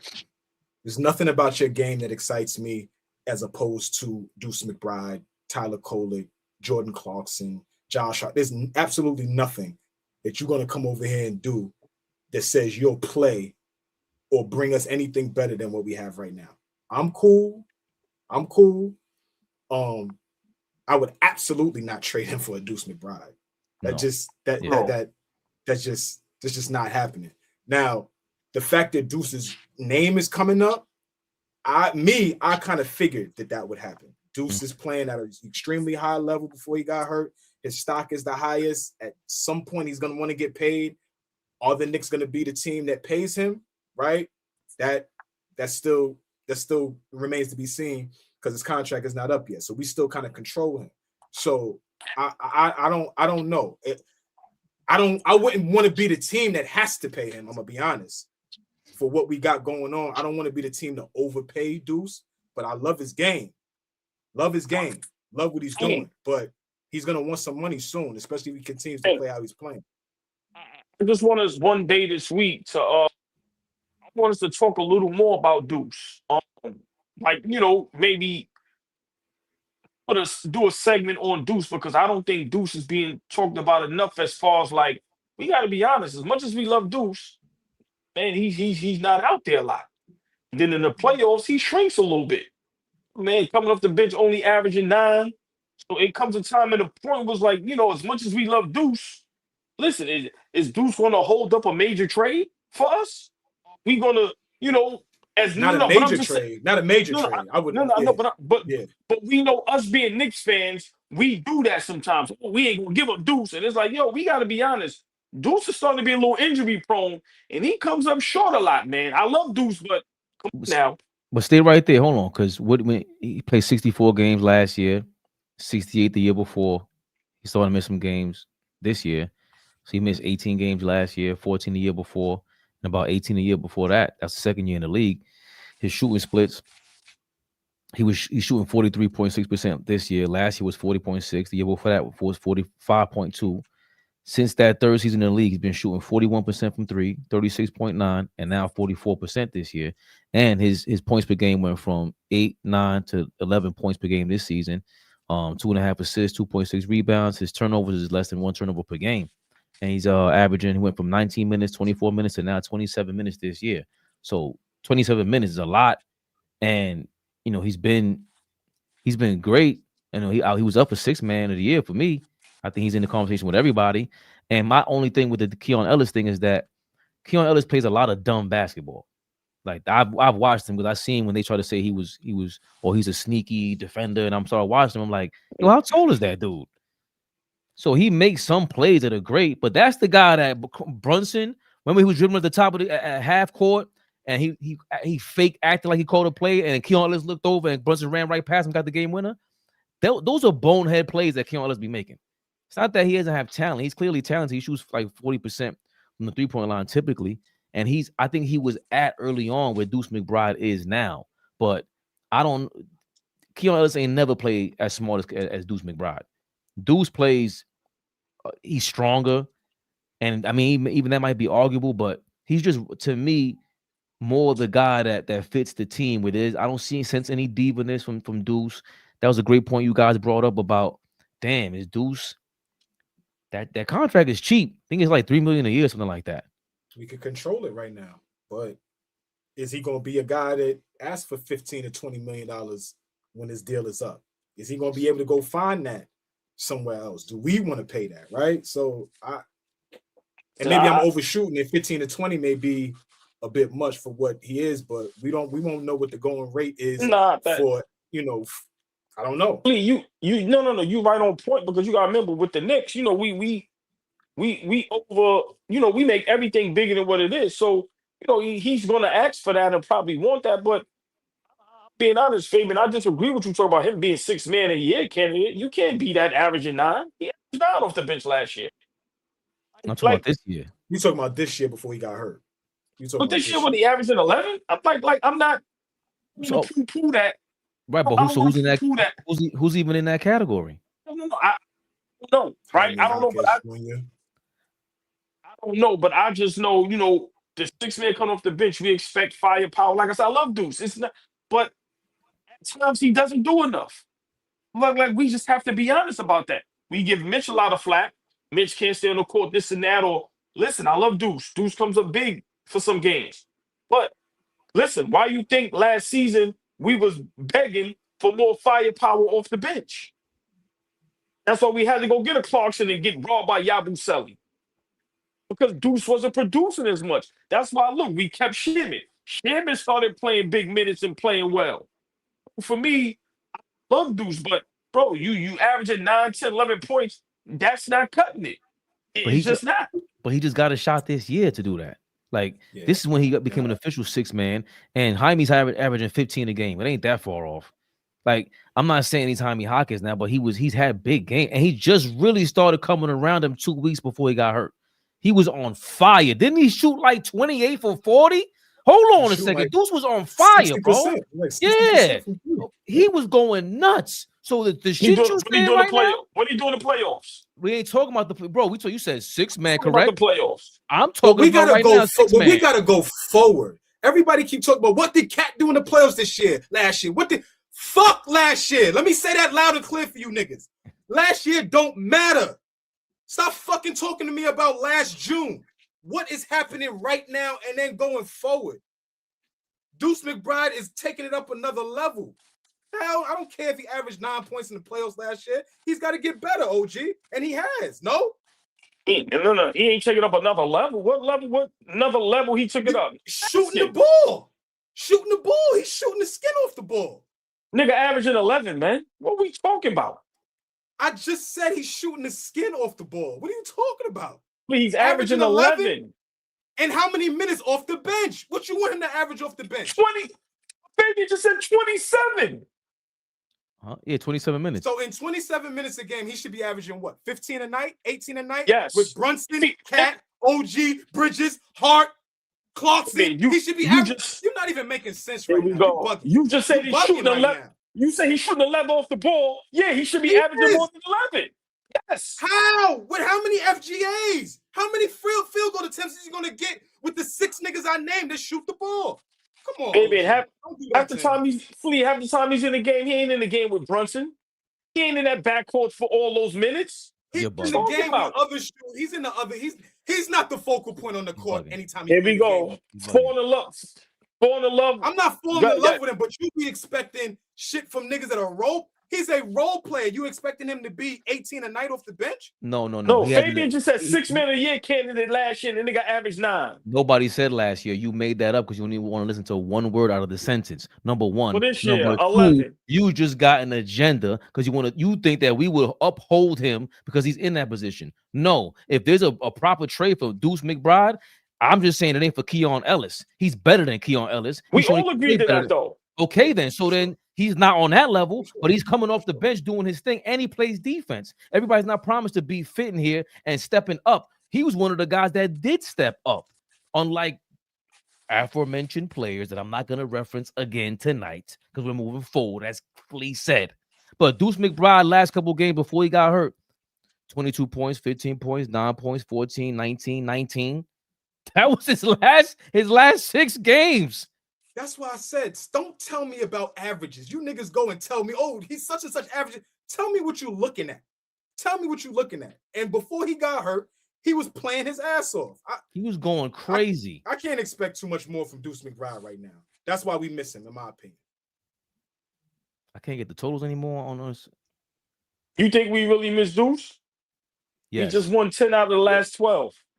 What do we miss? No, I'm not asking the troll to be funny. We just won 10 out of the last 12, and we missing Deuce? Yeah. He was a part of that. He was part of the early part of that. Right. He's part of that. Yeah, we miss him. We're 4-1 without him. We could have used him in Philly. Could have used him yesterday to make everything easier. Yo, Deuce, we haven't seen. Hold on. Now that you say that, because you're talking mad wild shit. When Mitchell Robinson was out there last year in the playoffs, speaking of the playoffs, that was our best lineup in the playoffs, was Mitchell Robinson and Deuce McBride. So all that wild shit you're talking right now, okay, but that's what led to all the stops. That's what led to all the stops. So all this you talking about Deuce, I'm not saying he's going to get the MVP. Let's not go crazy. All I'm saying is that, hold on, we know how to play these guys. We know where they belong. We don't know where the others guys belong when they come over here. We definitely ain't going for no damn Keon Ellis. We all agree to that. But even if you have to trade DeRozan, whoever we're trading for, he ain't stopping the Giannis and Boompo trade. There's a couple of trades he's not stopping, but we can't act like he's not beyond serviceable. He's outplaying his contract. That's what Flea's whole point is. Bro, we might have to trade him. That's really the ultimate point. We might have to trade him because he's going crazy for his contract. $3 million AllBall? And I'll verify that before you reply. Go ahead. I don't think we have to trade him because we don't want to pay him. We're going to have to trade him because, like I said, I don't think he does enough off the bench. That's just my opinion. I like Deuce. There's no knock to Deuce. But when, us as diehard Knicks fans, I told you, I always make an example and it'd be funny, but it's true. Sometimes we so diehard Knicks fans, we'll say we ain't trading John Starks for anybody because we love our guys. And sometimes we get caught up in that. I'm not saying my brothers are like Deuce, but like I said, for me, Deuce is starting to get, he's starting to be a little shaky. He's starting to be injury prone. When a first-team All-NBA shooting guard becomes available, we traded John Starks immediately. When Sprewell became available, we traded John Starks immediately. Goodbye. How long was Starks with us? No, how long was Starks with us before we did that? About 6 or 7, maybe a decade, maybe. What I said is, when a first-team two-guard was over by then. is available, we got him the fuck out of here. Yo, Flea, I swear to God, I remember the rumor in 6th grade when they said we could trade John Starks for fucking Latrell Sprewell back then. This is 1993. And I remember people is first team, right? At that time, he's the first team all defense. Jordan's out of the league. He's the best two guard in the league. He's the best two guard in the league. I remember I just started really watching ball. Jim Jackson's my favorite player because he looks like my pops. I'm sitting there like John Starks was Sprewell. What? Everybody like, nah, you can't do that. I'm like, I'm thinking I'm stupid. You can't do that because he's just, what does he mean? What are you talking about? Latrell Sprewell? So, yes, there is credence to what AllBall saying. I think every fan base does that. No, we can't trade this guy. No, we can't trade that guy. It's not just us. AllBall just wants to, he has an agenda, man, talking about you can't hold 6th man of the year. He's injury prone. It's like he just missed 18 games, man. He's still injury prone. My doctor said otherwise. All right, AllBall. Who's been better while he was available? Who's been better off the bench, Deuce McBride or Jordan Clarkson, for you this year? It can probably go either way. It can. Yo, this nigga is incredible. I love you. You are fucking incredible. No way. Hold on. You Deuce has been incredible. No. Hold on, because y'all trying to make me out to be a crazy guy. Y'all telling me Deuce this year has been. Deuce this year has been that much better than Jordan Clarkson? Yes. Yes. For me, yes. And Jordan's been excellent for us. But when Deuce was playing, he was shooting the ball at a higher clip. It's just the facts. It's just the facts. I'm saying, what I'm trying to say is, whichever one you pick, I'm fine with. But Deuce isn't that much better this year than Jordan Clarkson. Yes, he is. He's not. He's more okay. So going back to the word that we've been using this year, he's is. more consistent than Jordan Clarkson. He's been now. They tried to start him, and they said that ain't working. Let's just start Shamet, and the Shamet thing worked. Like now, who was playing better between Shamet and Deuce this year? That's a toss-up for me. Because see now, when I say that, Clarkson's not in their category. He ain't fucking with Shamet or Deuce this year. And remember, y'all was saying he's gonna be a 6-man. I'm like, over Deuce. Remember, if Shamet comes back, you did say that. And then Josh Hart. Go ahead. So Shamet was on a heater. Deuce McBride was, oh boy, you forgetting, bro. He was on fire. Jordan Clarkson been on fire a couple games, scattered. Yeah. Jordan Clarkson shooting like 30% from 3 this year, old boy. Before I even look it up. What you think, Flea? Over under? I mean, more or less. I go 33. I go 33%. We go falling in love. No, we're not falling in love. We're telling the truth. We went and traded for Jordan Clarkson, who.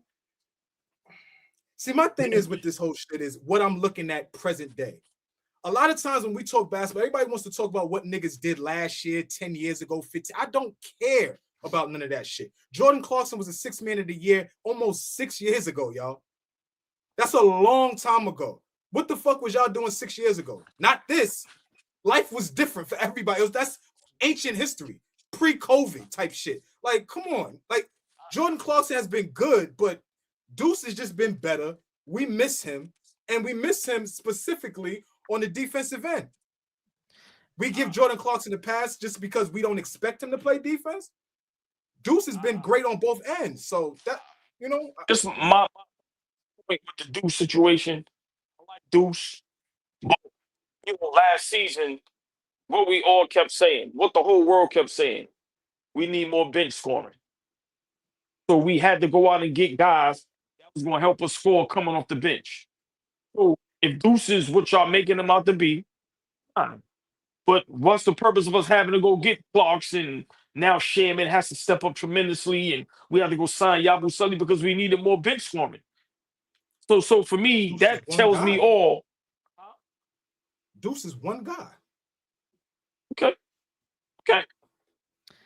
Jordan Clarkson shooting 32% from the 3-point line this year. He never shot over 40.7. Deuce McBride is shooting 44.4% from the 3-point line this year. It has nothing to do with last year again. And if we want to compare it to last year, we're talking about a dude that is looked better than that. That's really what I'm trying to say about that. Dr. Sabotaging, thank you for your $4.99. Deuce McBride defends the entire court, gets no calls, hits elite threes, and is midi monster. AllBall just wants to trade someone. Bad take.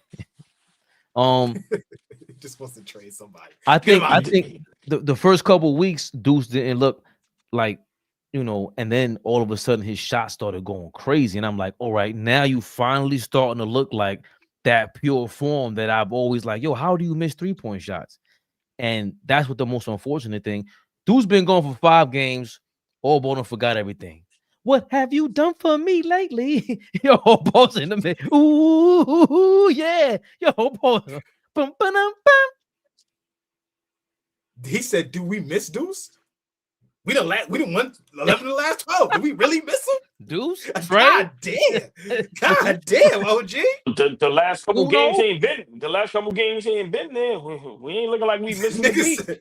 Nigga said, do we really miss him?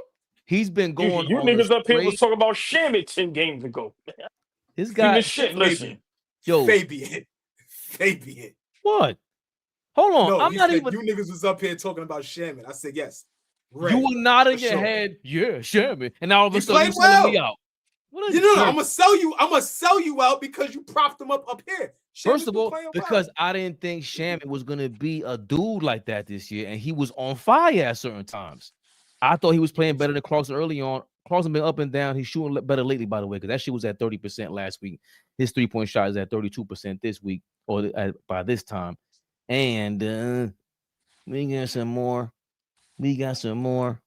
We got some more shit to react to. I'm buying time. I'm buying time. Dial it up, man. I gotta press. Dial it up. What you got for us? Deuce ass up. Dial Deuce ass up too. This is crazy. Nigga in the comments. Yo, big shout out to whoever that was in the comment. I didn't even see their name. Nigga said OG wants God to play out there. That's what you want. Yeah. You want God out there. You want God out there, nigga. LL? No, God himself. Nigga, I know. I'm down with the Jesus sandals and the robe and get on the court, nigga, and bust these niggas ass. Yeah. Yo, J2.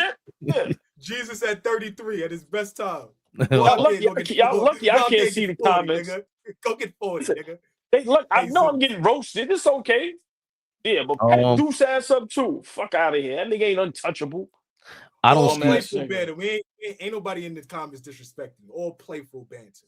They ain't nobody. They just hold it easy now, but ain't nobody in there get crazy. Look, I called it. Now we all in love with Deuce. It's gonna make him untouchable. I know how this thing go, man.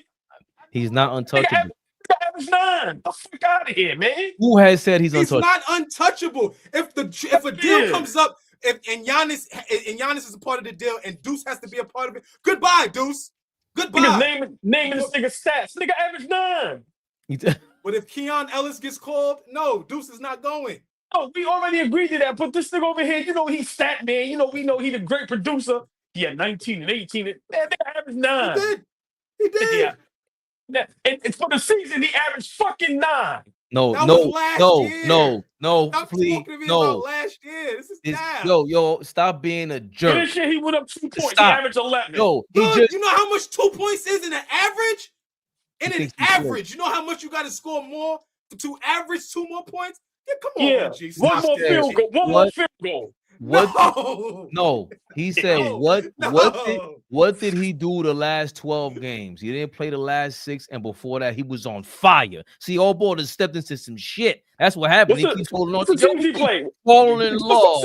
Give us those 6 teams we played. It don't matter. It's Deuce McBride. It don't matter. Here we go. It don't matter. It's Deuce McBride. It don't matter. What's the 6 teams he played that he was on fire? Now that don't matter.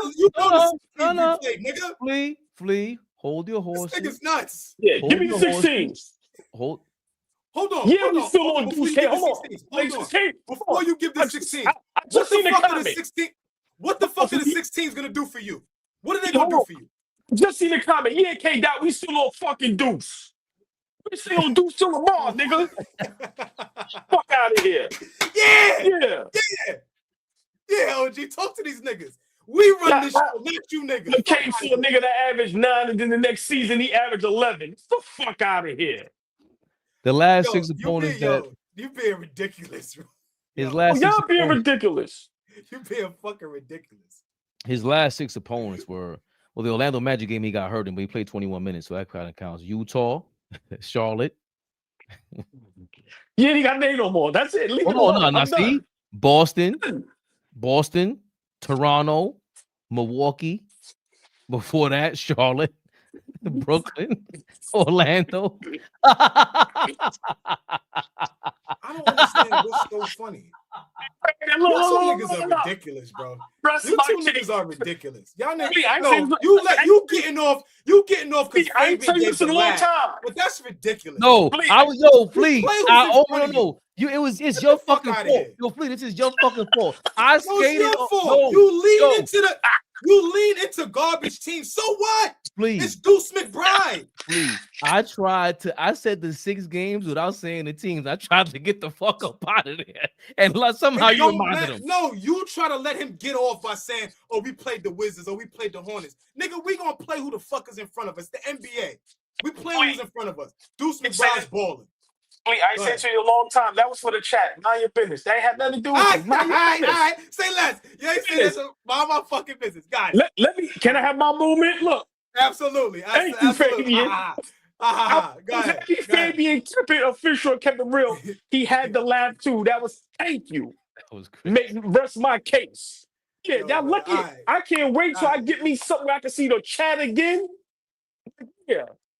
Yeah, what the Nah. niggas, what they saying in the chat now? Now I just see now dude's not a starter. Look, hey Flea, watch the excuses come now. Yeah, get the fuck out of here. Yo, Flea, he said, I wish I could get Nasty, something. right? Flea, he said, I wish I could get something to see the chat. You mean a computer? What was that? What was that in Blood Sport? That nigga Bolo was like this. Yeah. Nigga. Yeah. K Oh, Dot, I see you. shit. Yeah, thumbs up now, K Dot. We call that the jaw chart. Yeah. Don't thumb K me. Dot on my side now. Yo, Flea, you see how that Don't shit thumb work? me. Yeah. They flip flop like a motherfucker. K Dot the Ellis. K Dot's ill though. We rock with K Dot. Speaking of flip flops, one of the Knicks' worst arch nemesis, Paul Pierce, got something to say about the 2025 New York Knicks. I don't know his podcast, but I hope they do well.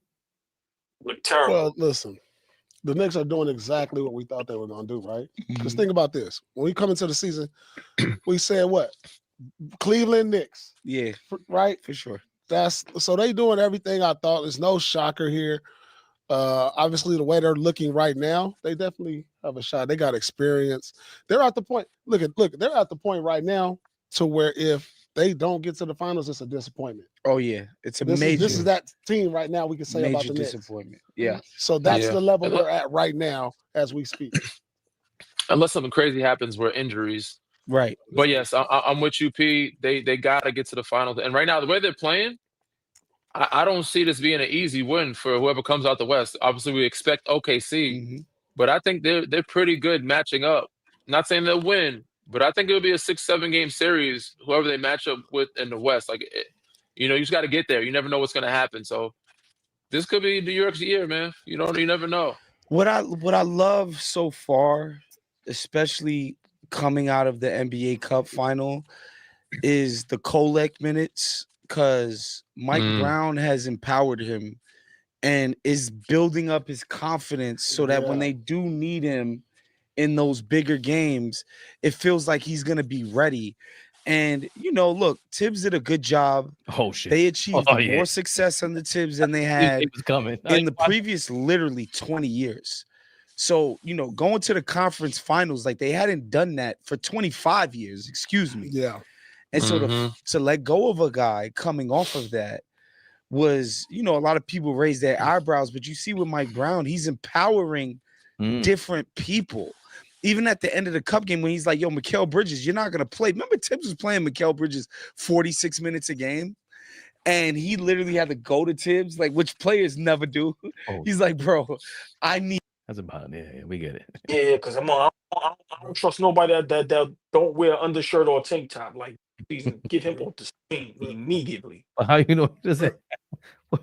When the neck area has it look nasty at the neck. Yeah, come on, bro. I don't see a sign of like a, like it look like a tank top or you ain't got like, come on, bro.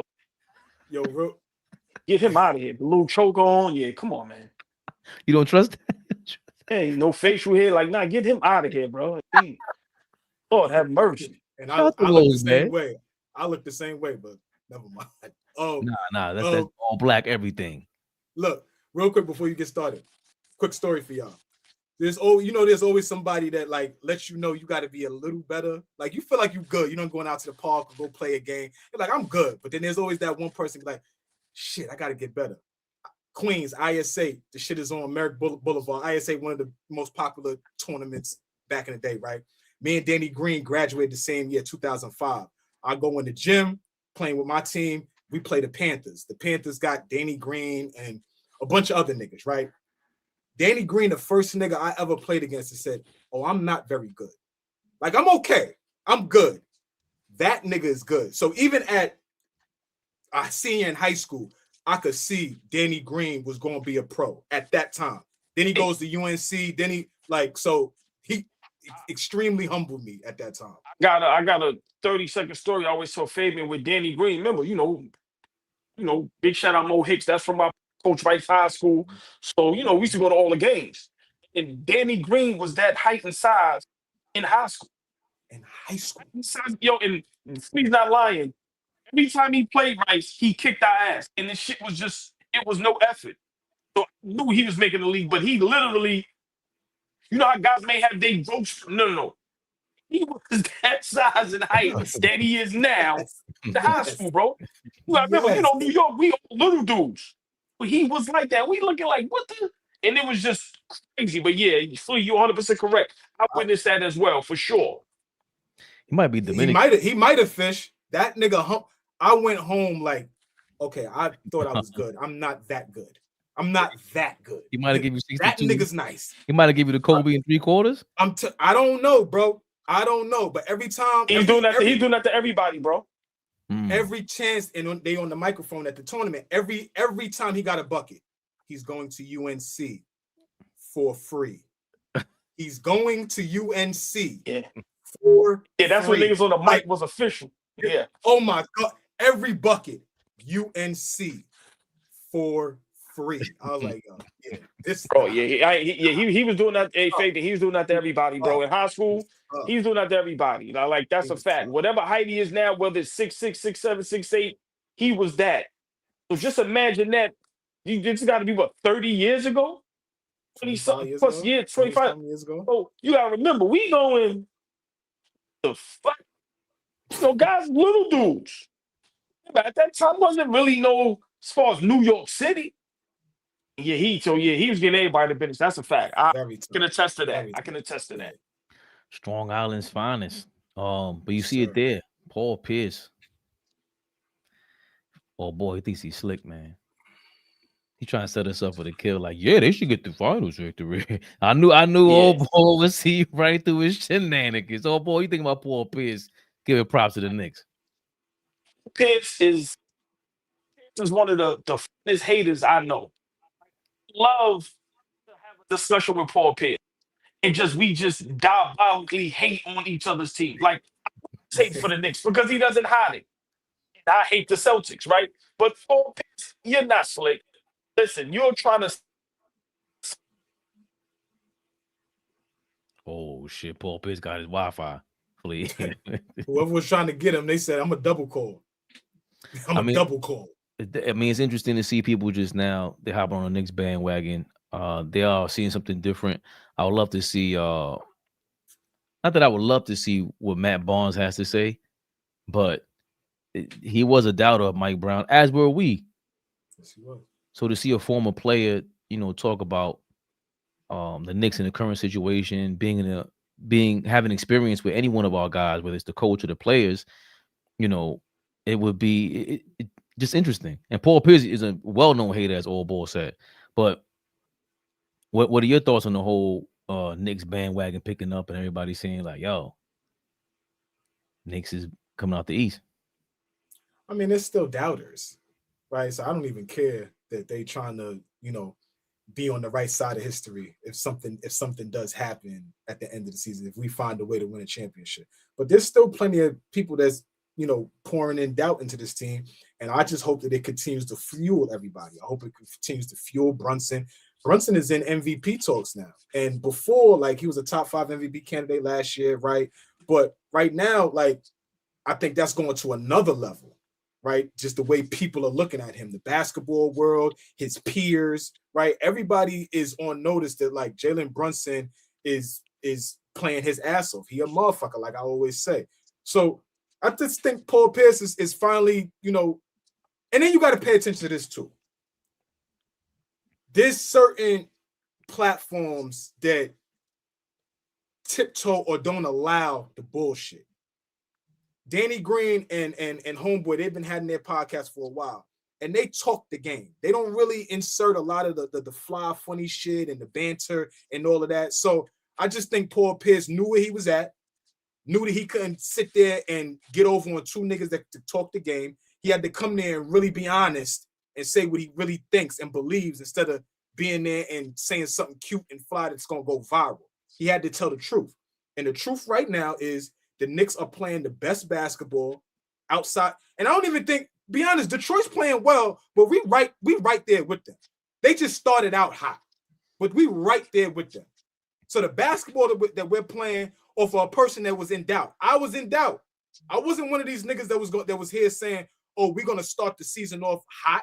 I didn't say that because we got a new coach. So I said, yo, this shit is going to take time.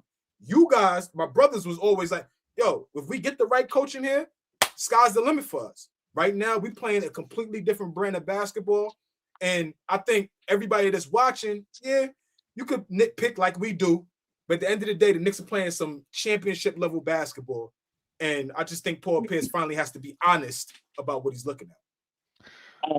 Jalen Brunson got player of the week for the second time in 3 weeks. So he's heating up. The Knicks are heating up just in time. Like you said, 10-2 the last 12. Paul Pierce setting us up for the hate, as Fish put it, and how we read it earlier. Or are the Knicks the real deal right now? We know Paul Pierce hates the Knicks, so he's always going to try to set it up to where they better make it. They have to make it. So of course, God forbid we don't make it. We already know he's going to go crazy. But the Knicks are forcing, the Knicks are forcing everybody, the whole basketball world. We are forcing them to respect us. We have a legit guy. And just imagine, this is why we're so upset at Cat. Just imagine if Cat gives us what he's supposed to give us, pause. Then we are by far better than everybody in the East. We see the East. Cleveland is a mess. Yeah, Philly is good, but we already know no Embiid. Paul George is just playing bad basketball, right? Indiana, we know what's going on over there. Toronto started off hot. Chicago started off hot, but we didn't expect that to last. So the real only threat is Detroit, unless Tatum comes back and he's fully healthy against Boston. But remember, last season, we were beating Boston before Tatum went down. So for me, Paul Pierce really, you hit it on the nose. You up there with some guys that's not with the dumb shit. And when it's talking real basketball, you have to be honest. The Knicks are a good basketball team. And we're showing it night in and night out. And now everybody is really starting to see. I think, Fleet, everybody had your mindset with the Brunson situation. I got to see it again. I got to see it again. Now it's going on past 3 seasons. And it's like, okay, this shit is the real deal. They got a guy. Every team that contends for a championship, you have to have that guy. And now we have that guy. Remember, we didn't have that since Melo. No matter how people feel about Melo, Melo was that guy. Now, a guy like Brunson, of course you hold reserve because he's little, he's small, and Iman Shumpert broke it down perfectly yesterday when we seen it. I think Paul Pierce, being the type of baller player he is, I think Brunson reminds him of himself. Just a dog. Guy that's no matter what the defense is, and Paul Pierce knows the game played at a high level, champion. So he's looking at us, and as much as he wants to hate Flea, he's going, they got something. I just love when guys get on platform and the Knicks, we forcing y'all now to tell the truth. And a hater like Paul Pierce, when he has to tell the truth, we doing something great. Yeah, I expect to see more of these NBA season awards, the All-Star awards, the MVP numbers, the Defensive Player of the Year. OG Anunoby didn't even make all defensive team, first, second, or third. Is there 3 teams? Yeah, there's 2. There's only 2. So, but I think that picks up now because the way Mike Brown knows, he's just been around for so long, as you alluded to yesterday, Flea, that he knows how the game works. And going back to how just the game goes. And this is part of it. The media picking up on it, the glazing that people call it now, which is hilarious. It's a testament to being the real deal. Because even though Paul Pierce does troll, you can't say that without the Knicks being tough. Because even when I thought we were tough, Paul Pierce was like, nah, I don't see it. I don't see it. And even with Cat being there and, us not even thinking, I think you guys think right now, maybe we're ready for the playoffs. I don't want to see OKC right now in a 7-game series because of what is going on. My questions about Cat, our defense, but we still got 60 plus games, 60 plus games to go. Like we on our way. Even with Cat there, it's still going to be exciting. You saw what I don't know if you've seen it earlier, AllBall. We were just going over the ratings and how KG was saying like, yo, this NBA Cup thing at least is something, let's say on the Knicks end, we know we ain't putting the banner up because we're not the Lakers. The Lakers could be arrogant about taking that banner down. We ain't doing that. We the Lakers. The Knicks, on the other end are saying that's not our chip. Like it's cool. Brunson got the Nike sponsorship. He's saying, yo, this is just an appetizer. That's what it says on the advertisement. All right, cool. But the Spurs, on the other hand, KG said, yo, that's good that the Spurs are playing for something at this stage in their careers. All them guys are young. All them dudes is young. So for them to be on primetime TV again with the Knicks is great for them and setting up the Christmas games. So this is the NBA Cup and then going to the Christmas games. I think, do we play the Spurs again on Christmas? Nah, we played Cleveland. Cleveland. Oh my God. So the NBA is lucky because one of us is holding up the end of the bargain about being a top team in the East this year. They need to switch that. They need to figure out a way to switch that. If that could have been us against San Antonio, a rematch of, but it's crazy. We got San Antonio a couple of days after that. It's wild. If y'all look at the schedule, we got them a couple of days after that. But can I just say something? I love Kevin Garnett, right? I love when he talks sports. I see the thumbnail, the Knicks say basketball. Wasn't I the one up here saying we was the sexiest, most attractive, most exciting team? Yeah, I never said that. And everybody was laughing. I'm laughing. That's why I'm laughing. Yeah. Everybody was laughing at it. Like I always say on AllBall TV, we tend to say things before everybody. Been saying this. We are the most exciting team to watch. It's not only that people love to hate on the Knicks and it's easy to hate on the Knicks. We get everybody best night in and night out. No one takes a night off against us. When you look at a game against us in Indiana and you think, whatever, and it goes down to the wire and Brunson hits a game winner. For us, it's no nights off. So I agree with, that thumbnail what Kevin Garnett said. The Knicks are saving the NBA. We are, because we make every game interesting. In the night out. Just us being crazy fans, just how we talk about 1 minute we love Cat, the next minute get rid of them. All that plays a part. And just for us to have the guy Brunson, just the underdog, just everything about the Knicks. Yeah, we are saving the NBA because if we're not good right now, the NBA is terrible. Let's call it what it is. I've been saying this.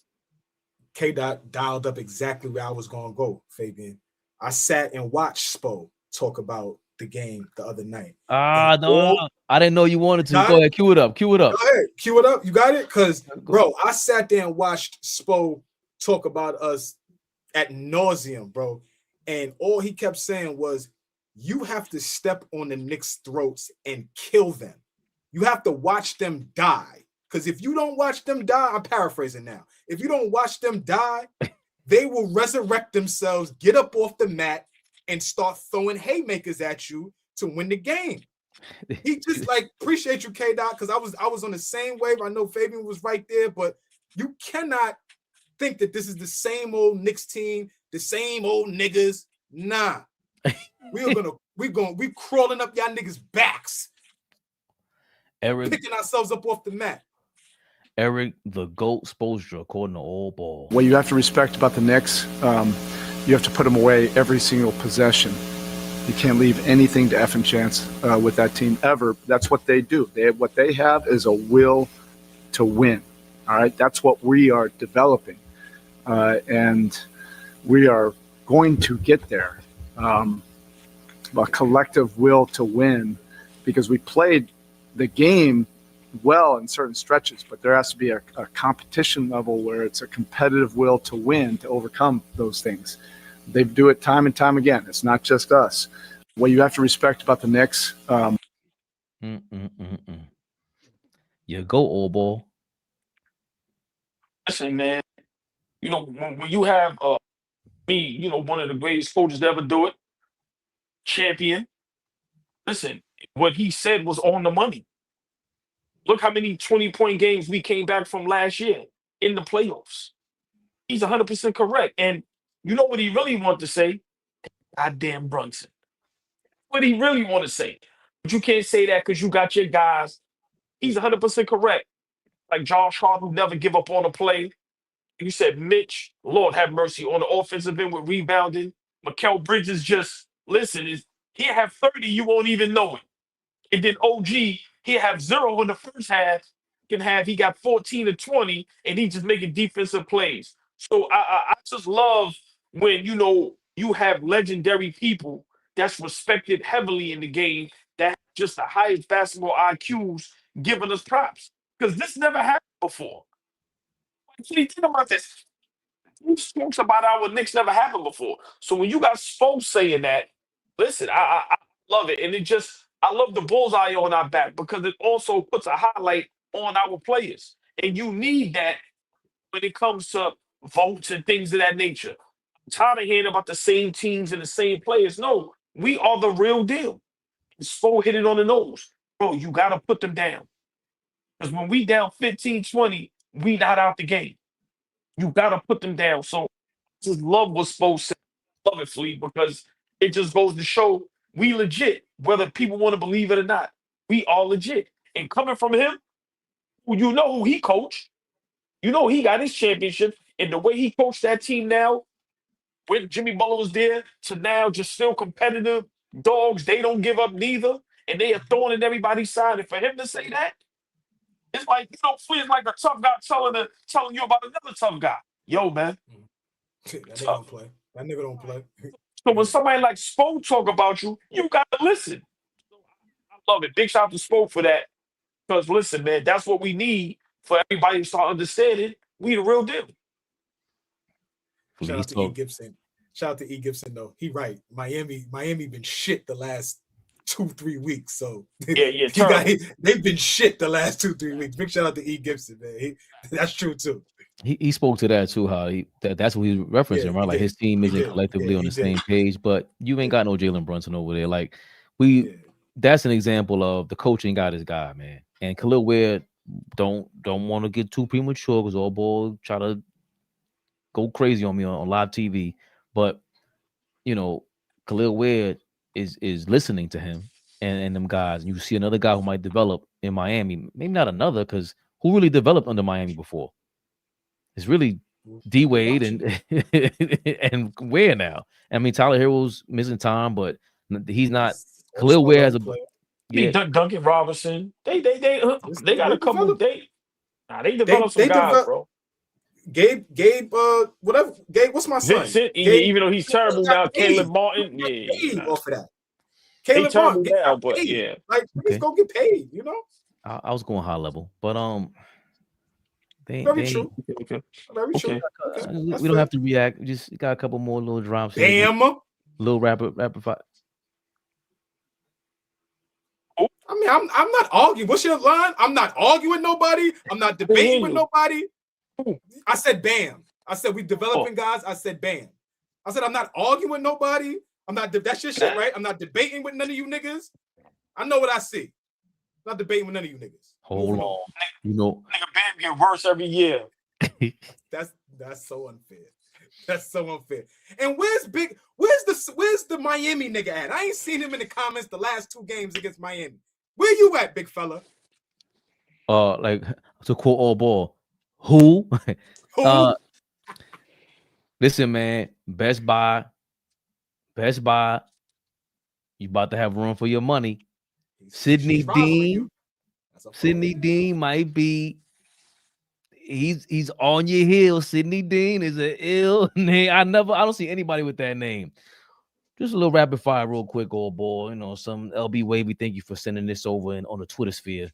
They just want to remind you, AllBall, in case you forgot, or may have been sleeping. May have been past your bedtime when certain people were playing some games out here. This man, because he's better than you think. This is Knicks guard Deuce McBride. And you'd think bro is prime Klay Thompson because the man is currently on a generational run from the 3-point line. And by the way, if you like elite sports content like this, make sure to follow. Last night, Deuce hopped on the grill and absolutely cooked the Jazz, going 7 of 10 from deep. But get this. Bro is now 27 of his last 41 3-point attempts. That's almost 66%. The man's dropping threes like he's in shoot-around. This is the 6-game stretch he's currently on. On the season, the man is now shooting 46% from distance, putting him in the top 10 in the league. But here's what makes this so insane.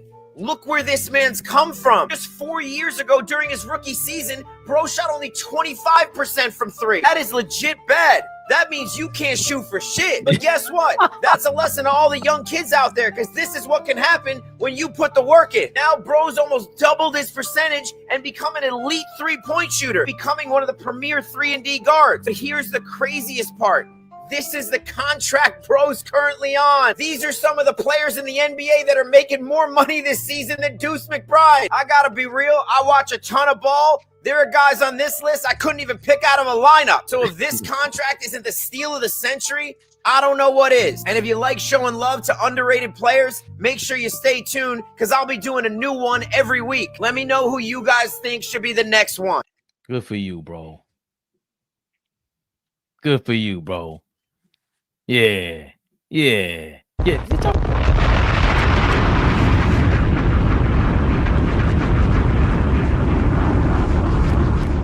That on my team. I want that on my team. You can make the face all you want. You want that on your team. If you have that on your team, that's a good thing. Call it what you want. Listen, white boy. Good video. Don't worry about that guy's face in the middle, looking all pink and stank. Cause they show proven. He proved with a video, all ball. Where's your proof at that he misses games? Huh? Where's your proof at that he wasn't up for 6th man of the year? Huh? You gave me my proof. After all that, he said he averages 11. What's he supposed to average? What's he supposed to average that'll make? I'm not arguing with you. I'm not arguing with you. I just didn't argue with you. No, that's your shit. That's your shit. You can't lean on your shit. Don't lean on your shit now. How much does he have to average for you to be impressed? I'm asking more than 11. I'm gonna ask you offline. More than 11. All right, say no more. More than 11. No worries. More than 11. Cool. Fabian forced us to listen to that shit for over a minute, and after all that beautiful content, good information. Deuce averages 11. Okay. Shout out to one of our members, subscribers, Stacks Time Indifferent, dropping another video today. And those are guys that don't raise your ceiling, but they're nice to have on your team. If the Knicks want to get creative and raise their ceiling and watching a little bit of this, and address the power forward and small forward position in one. He's going over the Tyler Hendricks for the especially from the Utah Jazz. He talks about trying to make a case for why we should go after him. Little slender, if you ask me, but check out Stacks Time Indifferent on YouTube. He's going over some Knicks content. Shout out to AllBall. He agrees with you about Brunson going a little too crazy over there in Philly. But of course, a member subscriber is doing his thing. It's good to see you guys put in work out here, man. Keep doing your thing out there, my brother. Nice. Big shout out to you, man. Big shout out to everybody, man. Shout out to him. Word. Yeah, that's a fact. Big shout out to you, my brother. Keep pushing. Keep pushing. You graded that shit. I'll be locked in. He be kicking that shit. I like it. I will make one suggestion. Somewhere in that video, you said something about if you don't know who he is, I think Tyler Hendricks, if you don't know who he is, you got to Google or something like that. Nah, bro. YouTube is Google. Don't make them leave your channel to go look for Tyler Hendricks research. You do the research and show them like, yo, this is what he's about. I like everything you did. You got good time. Your voice is ill. Keep at it, but inform the people. I was sitting there like, what's so great about him? That's what I was still left wondering. But great job. You see, Flea ain't got no videos like that, right? Keep your shit going, Stacks Time Indifferent. Don't let the haters prosper ever. I told you to shut up. I'm saying Stacks is fire. And you tried to shake, yo. Yeah, right. Yeah, right. Yeah, right. Nigga stuffed his fat ass drinking your water. I see you. I don't like the way you say fat ass, man. That's crazy. This stuff is bad. Oh, hold on. We got a couple of super chats. I'm sorry about that, fellas. Ladies and gentlemen, excuse me. Dr. Toboggan, Deuce McBride defends. I read that one. Terrell Marshall, thank you for your $1.99. Clarkson here because how bad Deuce was in the playoffs. Clarkson is here because of how bad Deuce was in the playoffs. Put your glasses back on, man. Okay. The fuck out of here. All I did was adjust my glasses. That's all I did. Sucker.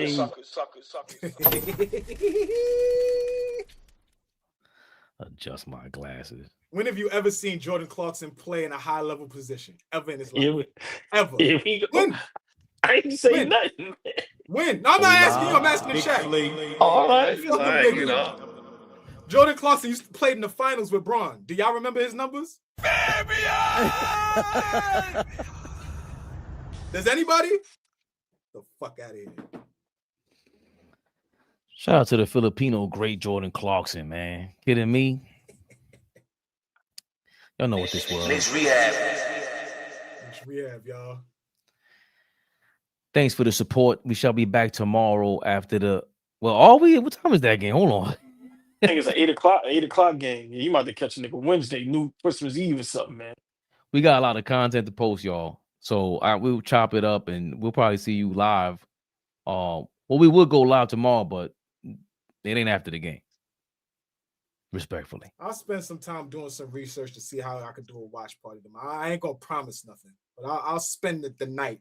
We off a little earlier. Fabian don't got us getting off at 11 o'clock tonight. So I'll do some research to see what it is that we need to do to make this watch party happen. Because you niggas is talking too much. Well, look. Depending on the outcome of the game, go to my IG page and see how I talk about Cat. That'd be something for your ass. Yeah. Or you Cat lovers. Yeah. Let's see what his ass do tomorrow night. No Brunson, no OG. Ball in your hands, nigga. Yeah, put up 5 field goals and 2 points tomorrow. See if I don't take a first-class fight to Minnesota. At you while you walking out the locker room, nigga. His girl looks tougher than him. And get us out of here. Get us out of here. Get us out of here. AllBall TV. They scared, but I'm not. They don't like comentario. Y suscribe.